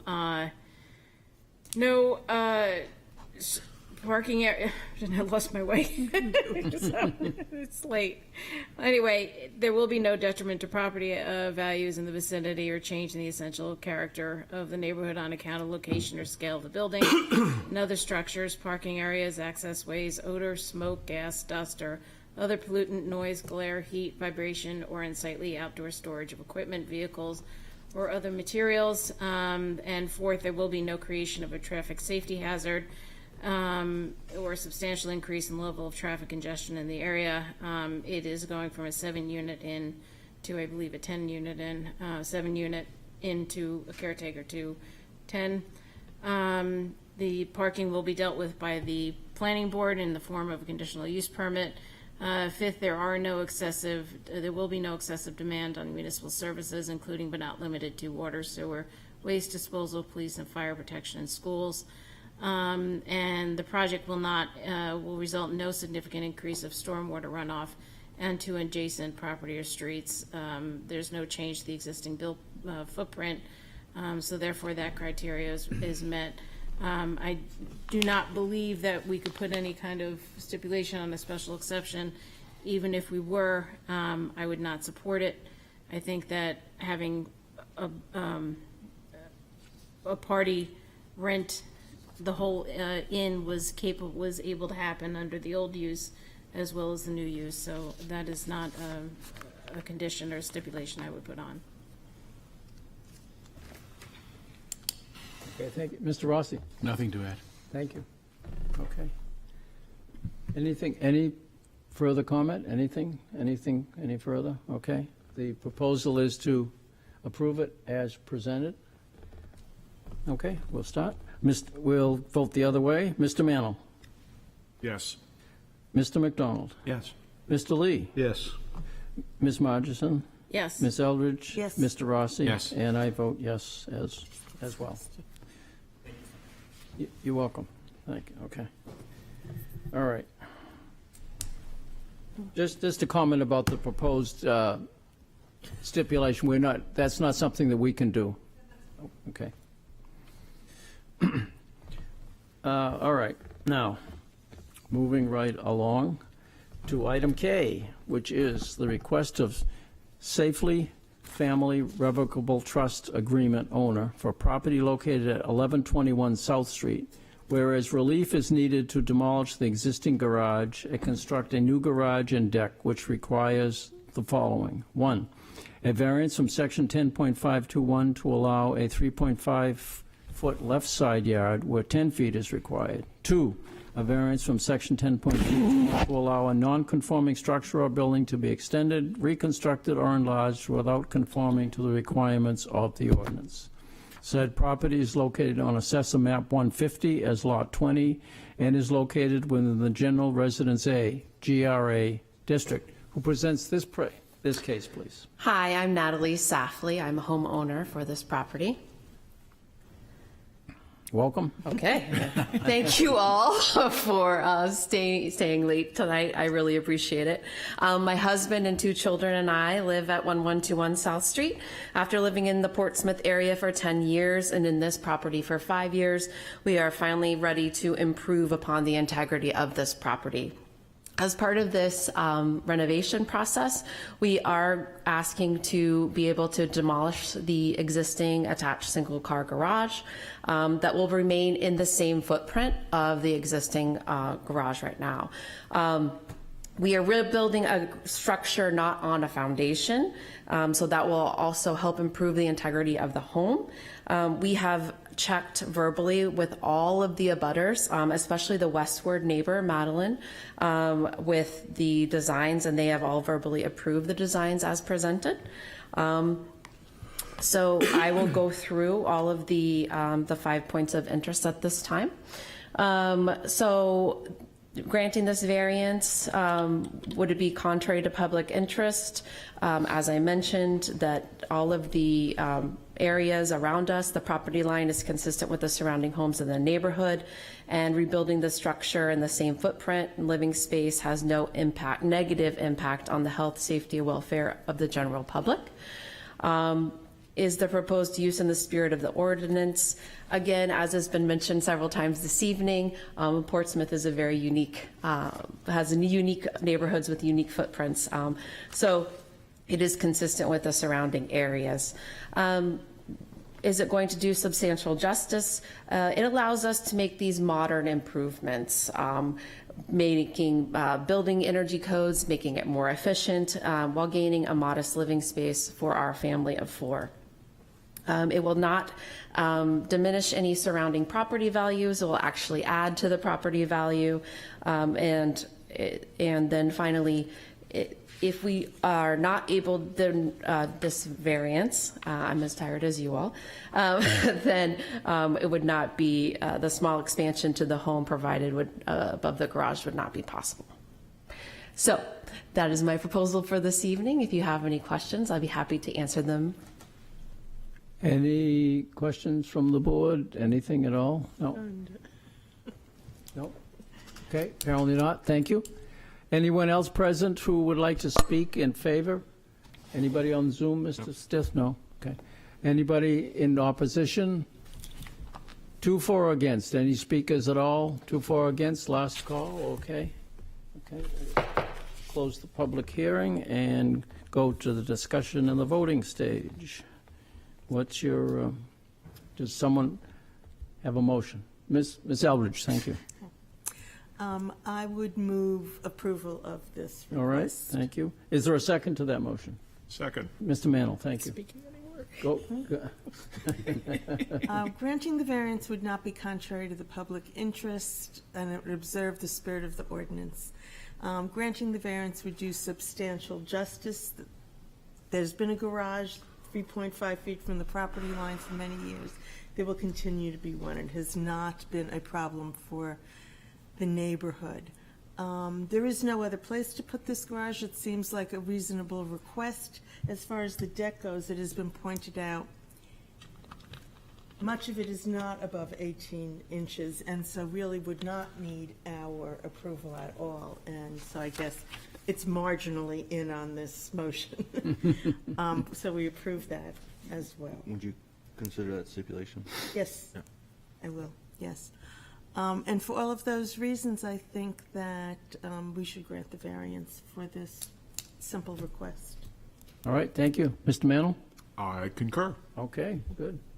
And you agree with And the the stipulation? yes, I do. And the stipulation's okay with you? Okay, great. Okay, super. Anything further? Apparently not. Okay, good. Let's call a vote. The motion is to approve with the stipulation that's suggested. We'll start down with Mr. Rossi this time. Yes. Ms. Eldridge? Yes. Ms. Margison? Yes. Excuse me. Mr. Lee? Yes. Mr. McDonald? Yes. And Mr. Mantle? Yes. All right. You're up. Thank you very much. You're welcome. Sorry you had to wait so long, but. And how did the chair vote? And chair votes yes as well. Which it didn't matter anyway. Yes, thank you. All right. As Chairman Charlie used to say, our favorite petition of the evening, namely the last one. Some of you may remember Chairman Charlie. I do. Good. Yeah, I'll bet you do. All right, this is item L. The request of 531 Islington Street, Portsmouth LLC owner for property located at 531 Islington Street, whereas relief is needed to replace the existing menu board, which requires the following. 1, a variance from section 10.835.31 to allow a menu board to be 26 feet from the rear lot line and 40 feet from the side lot line, where 50 feet is required for each. 2, a variance from section 10.1261.30 to allow direct lighting in the historic district where external illumination is the only type of illumination allowed. Said property is located on Assessor Map 157 as Lot 5 and is located within the Character District 4-L2, CD4L2 district. So, who presents this, please? Mr. Chairman, members of the board, my name is Sharon Summers. I'm an attorney with Donahue, Tucker, and Chandela. I'm here tonight representing the interests of Dunkin' Donuts at 531 Islington Street. And we are here in conjunction with a project to renovate the exterior of the building and to upgrade various components of the property, including the menu board and the speaker tower for the drive-through. With me tonight are Dorothy Salima Normand and also Joe Salima, who are the owners of the property, and they can answer any questions which you may have.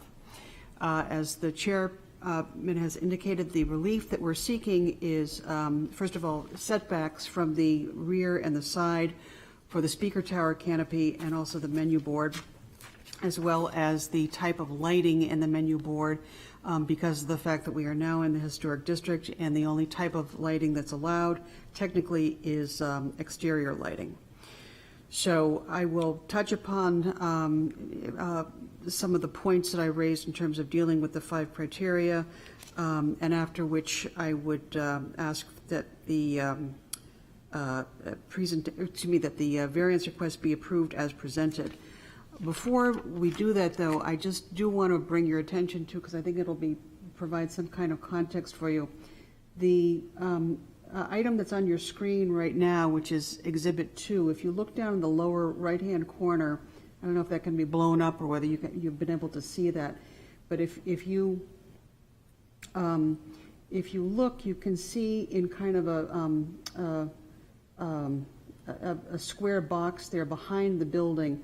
That's where that's where the proposed menu board is going to face out towards the rear of the property, and then the speaker tower is going to be there as well. So that's the proposed location. Right now, the speaker and the menu board are up flush against the building. So I wanted to let you know that.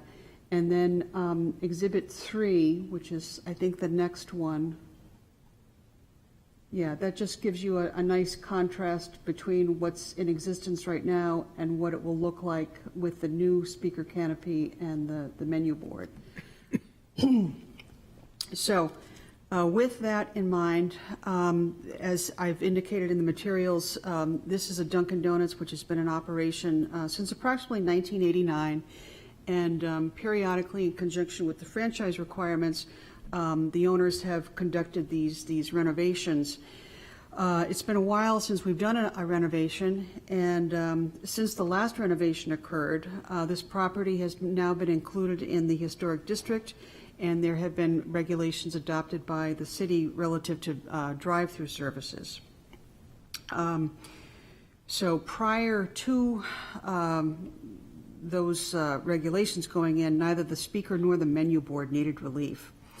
As conjunction with this project, we have gone to the HDC. We've conducted a work session to talk about the various exterior renovations that are going to be proposed.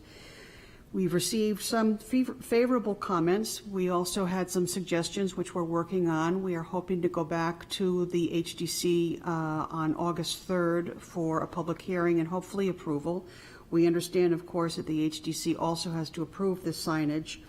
And however, they didn't have any comments about the signage, so we're cautiously optimistic that that will be okay. So with that, I'd like to turn now to the criteria. First of all, I'll go through the criteria for the setback for both the speaker tower and the menu board. So the basic objective, I believe, for the zoning ordinance relative to the setbacks has to do with establishing a set of guidelines for accessory drive-throughs. The objective arguably is to provide some degree of buffering from abutting properties to avoid any detrimental impacts associated with the surface facilities. In this case, and also to that objective must be examined in conjunction with determining whether the variance is going to alter the essential character of the locality. Here, the essential character is that this is a property located in the CD4 L2 district. It's surrounded on three sides by either Islington Street or commercial or mixed commercial and residential. And then in the rear, where the menu board and the speaker tower are going to be located, this abuts vacant land, which is a parking lot, and also a railroad, set of railroad tracks. I know there were a number of photos that I took early one morning out behind the Dunkin' Donuts, which shows you, I think, what this will look like with the menu board and the speaker facing that view. So there's really no one there to see it. The replacement of the existing menu board and the speaker with a newer version, which is shown on Exhibit 3, is not going to alter the essential character of the locality, given the fact that the menu board and the speaker have been on site for many, many years, and we do not think that it's going to threaten the public health, safety, or welfare. In fact, the proposed location of the speaker tower and the menu board, we believe, will enhance the safety of the traffic flowing on the site because it's just going to be a little bit farther away from the building.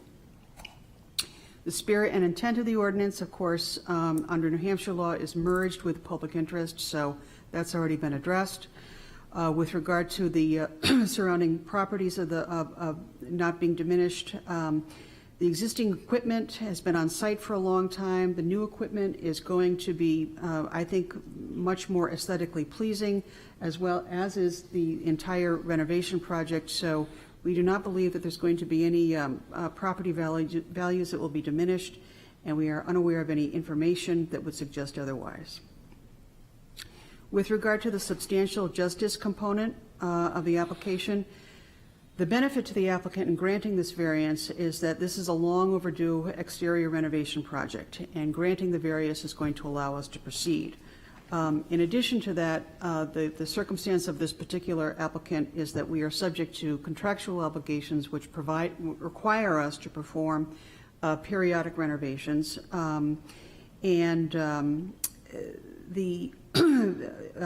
also, some of those guidelines are quite strict, including the type of the menu board. So granting the variance is going to allow us to continue with this renovation and to do it in a way that's going to be in conformance with our franchise obligations. There is no detriment, we don't believe, to either any member of the public or to the any individual, and in fact, we believe that the renovations will be a benefit to the public. With regard to this,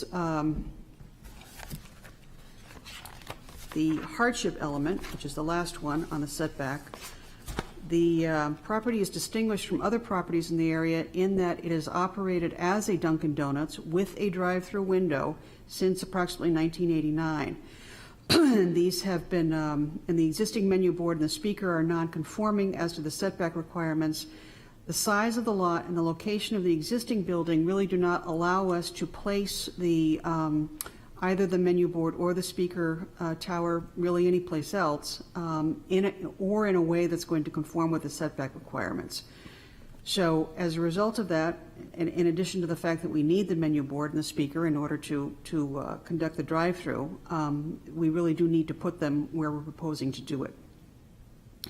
Denying the variance for the location of the proposed replacement value menu board and speaker will not advance the general public purpose of the ordinance.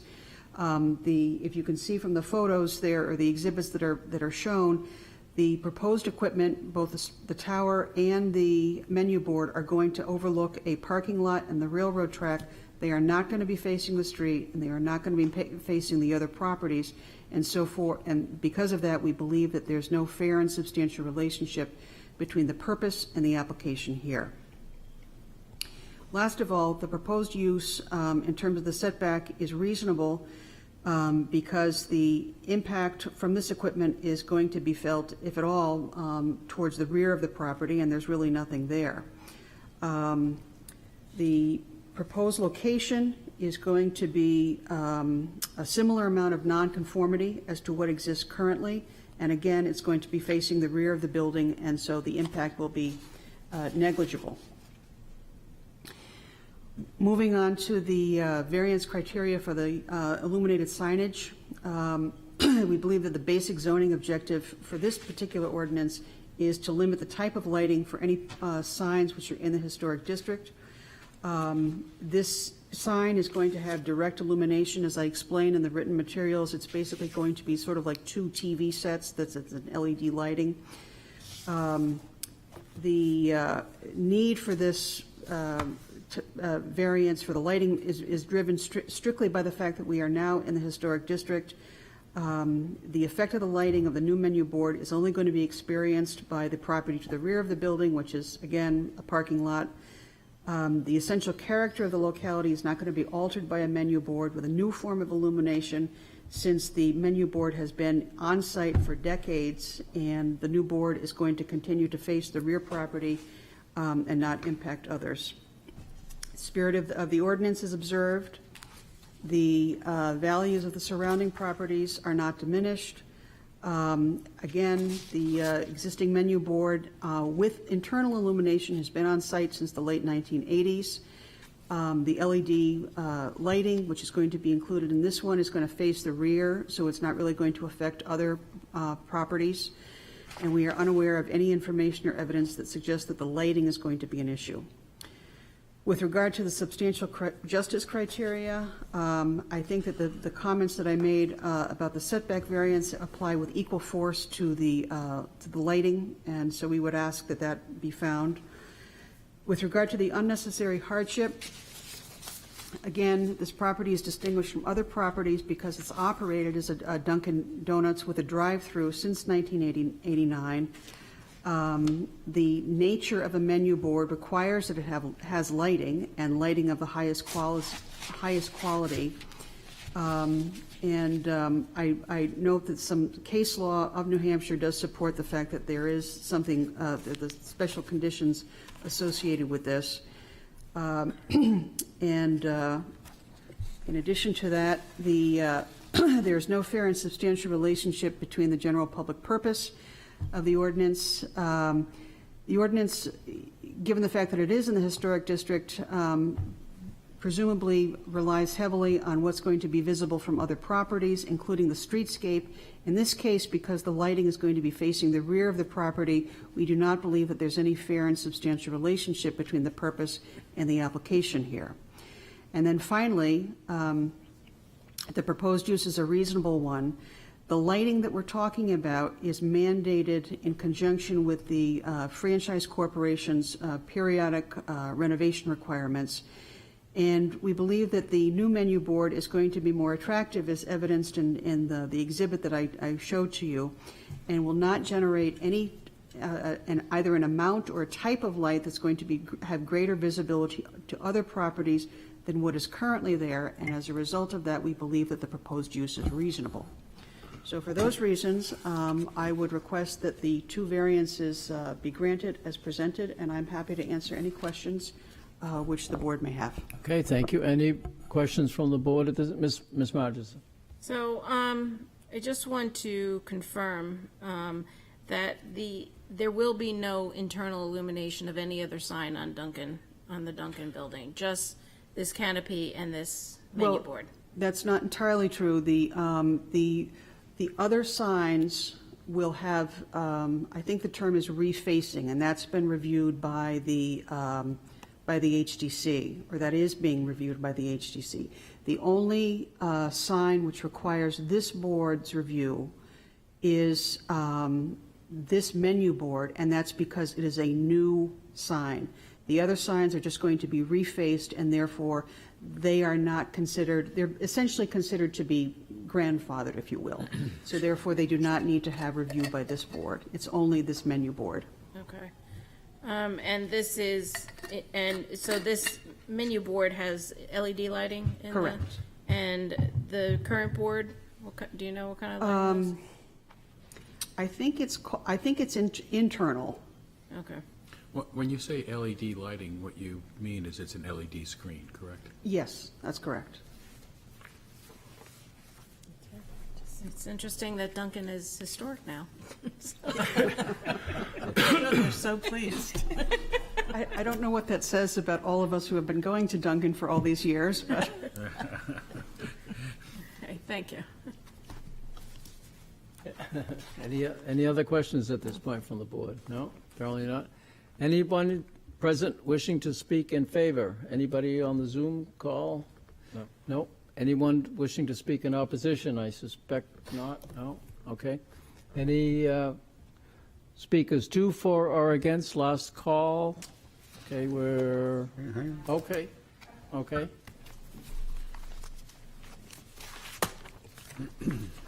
I get up at 5 o'clock, so, this is way past my bedtime. Elizabeth Bratter, property owner, 159 McDonough Street. I do not drink coffee, but when my kids were little, I used to walk to Dunkin' Donuts via the railroad tracks, don't tell them, to get donuts there. I can tell you that I walk by there, normally I didn't park in my Bartlett Street property today because I did not want to walk in the 93 degrees and 60% humidity to here. So I chose not to do that. But normally when I go by there after a meeting, I walk back from the meetings to my Bartlett Street property. I go by Dunkin' Donuts and it's completely dark. They are closed. They're open in the morning, but they're not open in the afternoon, and I can't attest for how late they are open, but they are closed when I go by at night. So, and it's dark. It's not like they're leaving all the lights on. It's dark there. The reason I'm speaking to, for, or against is, although I realize that the new sound equipment will probably be an improvement over what's there now, because what's there now is the old 1989 system, which is very squawky and squeaky, and I can't hear you, and can you repeat yourself? So hopefully the new one will not have that issue. But as someone who is real attuned to sound, if you put a lid over it, that reflects the sound, and it kind of bounces around between your car and the stuff. So I realize that behind there is Reese, and Reese makes a lot of noise. There's a parking lot back there, and eventually Reese will have some units back there, but I think the footage from this building to there will not be impacted by the sound.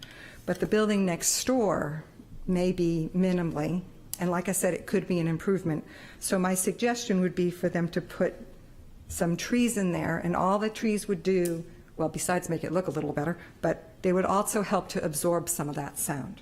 So if trees were put along there, the kind that are there year-round, you can call them whatever you want, but those would help. There is another problem with this area, and I don't think they have to go to tax, so I'm bringing it up here, sorry.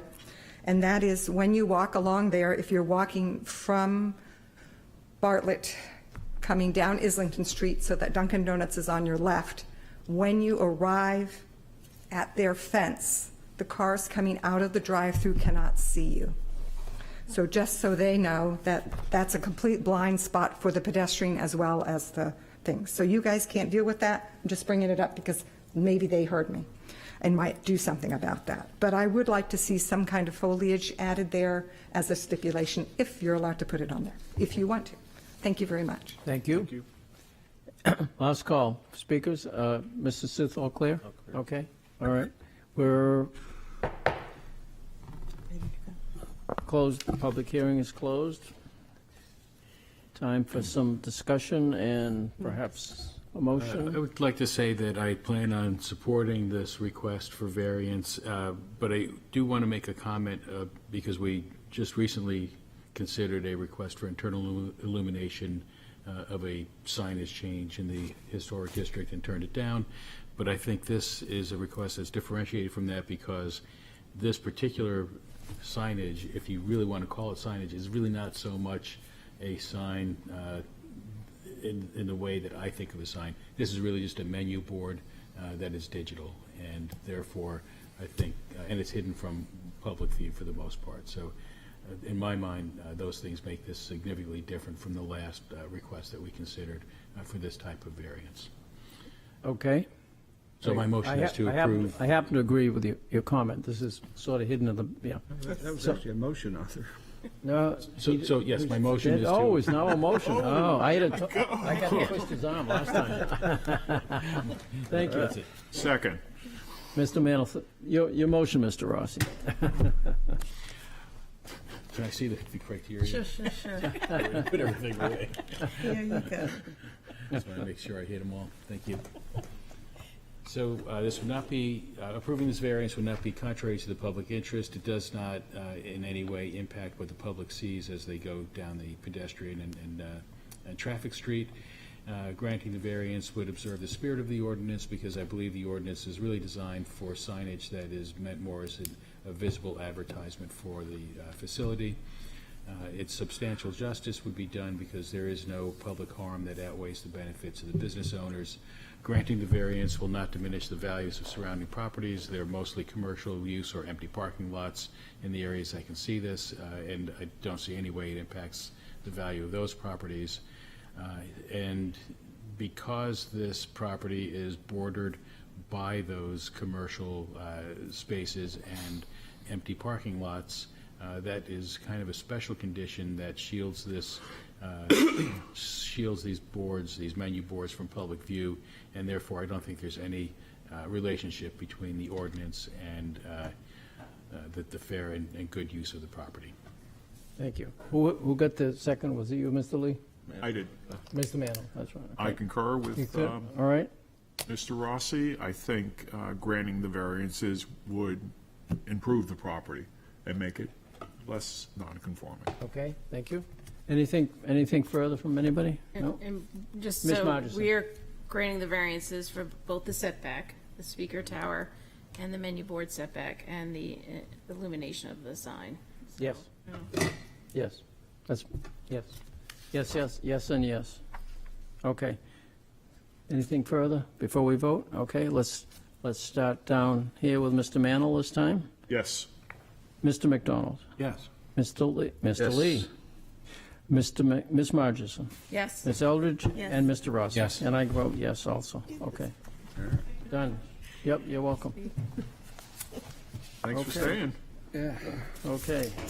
Motion to Who adjourn. would like to make the motion? Mr. Mantle? Second. Mr. McDonald. Mr. McDonald, okay. And a second, those in favor of adjournment right now? Aye. Aye. Any Aye. opposed? Aye. None recorded, okay.